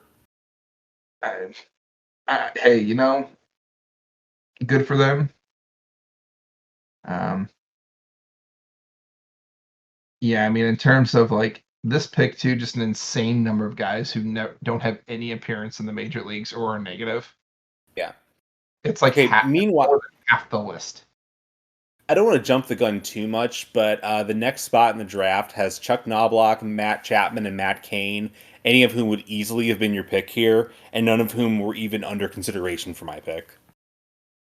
And great transition. Who are you taking at the next pick? Do we know anyone who has famously taken the pick after Randall Grichuk? I Huh, interesting. Heard of this Mike Trout fella? He's a pretty good player. I think I will say I think Trout is probably not totally done accumulating WAR, but I think that it's going to probably slow down quite a bit. I think injuries have kind of put a damper on that, but also, it's him or Pujols for being the best player who's debuted in the 21st century. And yeah, he's awesome. 3-time MVP, 9-time Silver Slugger. Never won a Gold Glove, but at his peak was like absolutely like worthy of it. And like even with all the injuries he's had, like the reason that there's always discussion about moving him over to a corner is not because he can't play center field anymore. It's just because like he gets hurt so much that it's like let's just try to save him from himself. But yeah, I think not much argument against Trout. I don't think. My official stance on your pick is Mike Trout good at baseball. Yeah, Mhm. I'm so happy for you that you actually have a good player that you can pick for your next spot. Yeah, and it's an interesting pick from the sense of since we're going by purely the number of the pick, this guy was the second pick in the second round, but was still the 26th overall pick because only 24 picks happened in the first round in 1976. A man who I had to go True. back as a kid and look back at his actual career as a player because I knew him as a manager, and that's Alan Trammell. It's not even Yeah. close here. Um, the And the next guy closest who's is number two Dave on this, Henderson. Dave Henderson, who was picked the next year at this spot in the first round. First round. So that was a fun thing. Um, when Dan Plesac is your number three in this, and the drop off there between 1 and 3 is about 55 WAR or so, 53 WAR. Taylor Ward is number 4 somehow. Yeah, it Yeah. was, but having Trammell, it's one of those easy picks. Obviously, Hall of Famer, 5-time All Star, or sorry, 6-time All Star, 4-time Gold Glover, World Series MVP, and 3-time Silver Slugger Award. Great I choice. think that I think that Trammell alongside Lou Whitaker, who is basically the same level of player as Trammell and probably should be a Hall of Famer too. The fact that the Tigers just had the same middle infield for like nearly 20 years is just like one of those cool things that it's just hard to imagine happening again. In today's game, I just don't think you get it. Yeah.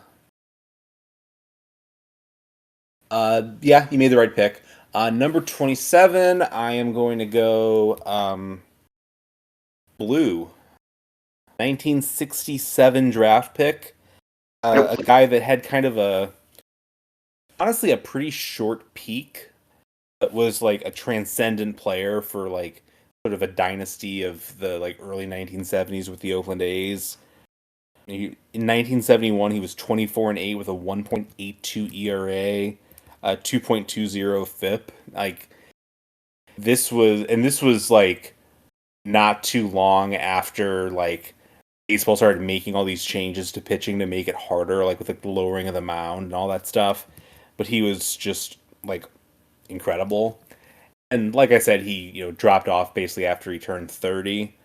But looking at the other guys who are available here, there's just not really anybody that's even in his in his like tier. Rick Porcello, Pete Harnish, they're good players, but they're not. They never came close to achieving the heights of Vita Blue. And I know Rick Porcello won a Cy Young Award, but one, he shouldn't have, and two, that was 1 year. That was truly a 1 year Every other wonder. season. I mean, it's not a bad player, but and here's a fun anecdote about Vita Blue and how I learned who Vita Blue was as a child. I bet I know what anecdote you're going with. Is in an episode of the children's television show Rugrats. I don't think this is the anecdote that I thought you were going to go with. Um, there is an episode where they're talking about they're at I think it's when the babies are like at a baseball game or something, and they're talking like two of these older guys are talking, and they're talking about presumably trading baseball cards, and one of the ones that they bring up is Vita Blue. So I'm like, I remember asking my dad like, what are they talking about? And then my dad, told me about who Vita Blue was. Like, he was a baseball player, all that kind of stuff. I was like, oh, okay. So now I'm curious, what did you think my antidote for Vita Blue was going to be? The fact that the owner of the A's, Charlie Finley, offered him money to change his name to True Blue, but he declined. I do not know that I knew that anecdote until this exact moment. So Well, there you go. All right, 28, you're up. all right, 28. I might be crazy for doing this one. I won't lie. This is maybe my most controversial one. I'm gonna take the number 2 guy here. Oh wait, he's actually number 1 because Garrett Cole didn't sign. Never mind, it made this easy. Yeah, I was going to say, I actually don't think this one's that hard. Yeah, and to be fair, even if Garrett Cole had signed, I still would have taken Lee Smith. Um, Yeah. what third in career saves now, was the leader for a very long time before Mariano and Trevor Hoffman passed in. Yeah. It was interesting when I was looking at that. Did you realize that like we have two current closers that are like battling to be like top 5 in career saves currently? I did not. Kimbrel, I would guess, is one of them. Kimbrel is one. The other one And is who Kelly else? Jansen. Okay. I actually wasn't sure if Jansen was still. Is he on the Braves still? I believe he is. I don't think he's an active closer, but he's a guy who like Yeah. him and Kimbrel are very close, like within 3 of each other. So Yeah. Chapman's probably up there too. yeah, he was a little bit below even. I think still. Who did I take earlier? Golly, um, the closer I took earlier, Billy Wagner. He was still below him, I think even. But Okay. um, yeah, I mean Lee Smith when third on this list is Colby Rasmus. Yeah, The it's fact that war can be funny sometimes. Like Colby Rasmus only has like less than 9 less career war than Lee Smith. that's relievers for you, man. Yeah, That's and that's one of those things where if you get somebody who doesn't know they're like, this is why the analytics are stupid. But yeah. I mean, I will say that this isn't the worst case to make that with, but yeah, I actually so number 2 on the list is Charles Johnson, who I always had a soft spot for, but I think Lee Smith is the correct pick. I feel like these last 2 picks are pretty easy as well for us. Looking at Yeah. 29, I'm So assuming it's pretty easy, and then 30 is a extremely easy one as well. yeah, number 29, of course, got to go with the legend of the St. Louis Cardinals, Adam Wainwright. No, it's George Brett. So it's like the man, Adam. the multi-platinum recording artist. Yeah, I think he's diamond now, but yeah, Good Adam lord. Wainwright is very clearly number 2 on this list, but number 1 is George Brett. Kind of a super duper inner circle Hall of Famer. 3,000 hits, 300 home runs, won a Gold Glove. Honestly, probably a little bit overshadowed, if anything, during his career because he played at the same time as Mike Schmidt, who is like probably the greatest third baseman of all time. But George Brett's in the top, conservatively top 10, possibly top 5 baseman of all time, And and yet a guy who will forever still be most known for the Pine Tar incident. yeah, he has a stretch But of highway named after him around the Truman Sports Complex in Kansas City. I don't believe there's a stretch of highway named after Adam Wainwright, though there is a US 50 not too far from here, so they should consider that for Wainwright, like how they had the I-70 stretch named after McGuire. can do that. So I'm I gonna write, don't want to I'm gonna like. write my congressperson about this. It's funny. I don't want to cut off this, but you set up such a perfect segue. We can toggle these two together. Um, 30th overall, Mike Schmidt was a 30th overall draft pick. Oh, I hadn't looked that far ahead. Yeah, Mike So Schmidt's the better of them, so yeah, yeah, go Mike for it. Schmidt's obviously my pick. At number 30, This is a my pretty second guy here, who is a sixth round or sixth pick in the second round. this is a pretty strong group actually of Yeah, like 30. Schmidt's clearly the right pick, but there are some Yeah, other good players up here. aforementioned David Wells. It was fun to see Travis Fryman's name again, personally. Cardinals legend Brian Jordan. A couple Cardinals. Jerry Royce is number 3. It's a Jared couple. Rice. I mean, And yeah, it good was, pick for the Cardinals. yeah, Adam which, Ottavino's in the top 10. yeah, it's, Chris Sabo, just always a fun one to Wonderful run. glasses. Yeah. So, I mean, it was one of those. The interesting thing could be when it's all said and done, already climbing this list is Volpe. How high does he get? Yeah, I Um, don't think he's getting to Schmidt, but I yeah, don't think he's it's going to gonna. be Schmidt, but he conceivably could catch David Wells and be number 2. Like, I'm not saying Yeah, he's going to, I'm saying he could. I think he's probably gonna pass Jack Cust. That's as far as I'm willing to go right now, but Noah Lowry, I guess too. Yeah. Yeah, Schmidt is clearly the right call here, and Like Schmidt, yeah, like I was going, I'm like, ah, man, it's probably gonna be hard. And then I get 30 in my last one. That was like arguably like the third or fourth best player in this entire draft. Okay, that's fine. yeah, we some pretty good players here. I would recap who we've picked, but I think we've I think that's basically just rereading the episode again. So Yeah. I think that If you should didn't be pay okay. attention, that's on you. Yeah, you can rewind it. We're not gonna. It's not like this message is gonna self destruct once it's over or anything. I was waiting to see if it's self-destructed. Sorry. Yeah. Want to make sure Anyway, you. in the meantime, I'm very stupid and have not had dinner, so we should probably wrap this up so I can go eat dinner. It is almost 9:30 local time as we're recording this, so yeah, you go do that. Yeah. Take that dog. Oh, he ate already. He'll be fine. Hope everybody, if you get off, are listening to this on your holiday, your midweek holiday here in the U.S., enjoy it. Yeah. No, yeah, I mean, this We'll was a we'll fun. we'll we'll, we'll, we'll have this episode go up for those who do have to work tomorrow, or those who just want to listen to things tomorrow. Yeah. I don't know where people listen to podcasts. Maybe you're driving somewhere. Yeah, I mean, hey, even if you're off work, listen to it with your family.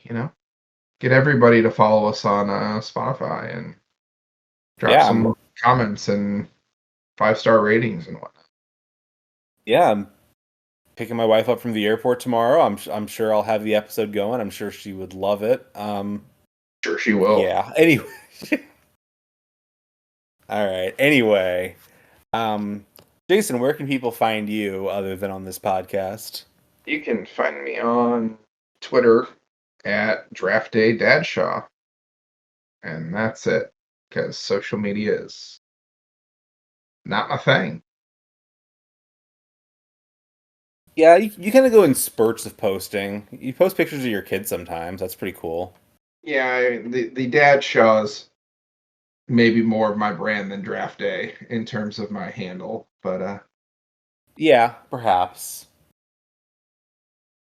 yeah. I need to get back to posting more pictures of the dog. It's I mean, especially because he's not barking in the pictures. So yeah, I mean, dog dog dad is becoming much more a part of your brand than you want to admit. I think so. yeah, I got a Father's Day card from him the other day, which is That is more than I got from either of my two human children. Which, I for mean, the record, my one dog of my my human dog is children is 7 months old. well my dog is older than either of your children, so by the time they're 6, perhaps. Anyway, Florida just scored a goal. We're within one here. Could have some intrigue in hockey. So I think Tarasenko might have been the one that scored it again. Yeah, good. Or no, Oliver Ekman Larson. Wow. I saw 91 and I thought it was Tarasenko, but yeah, Oliver You, Ekman Larson. Go figure. you roofed it nicely. All right. We'll keep giving updates to a game that'll be over by the time this goes up. Like, we already know who won. Probably, unless it goes to a lot of overtimes, in which case, why are you listening to this? Watch the hockey game, you weirdos. Anyway, you Yeah, can follow me, John JF125, Twitter, yeah. on Blue Sky, STL Bullpen. Um, haven't really written anything for a little bit, but yeah, the Cardinals are playing a baseball game at the former field of Willie Mays, so I feel like there probably could be some things I could write, but yeah, we'll cross that bridge when we get there. Speaking of bridges, no, I'm not going to do that. That bit's Ah, so old at this point. on that note, All right. All right. Bye, everybody. see you guys.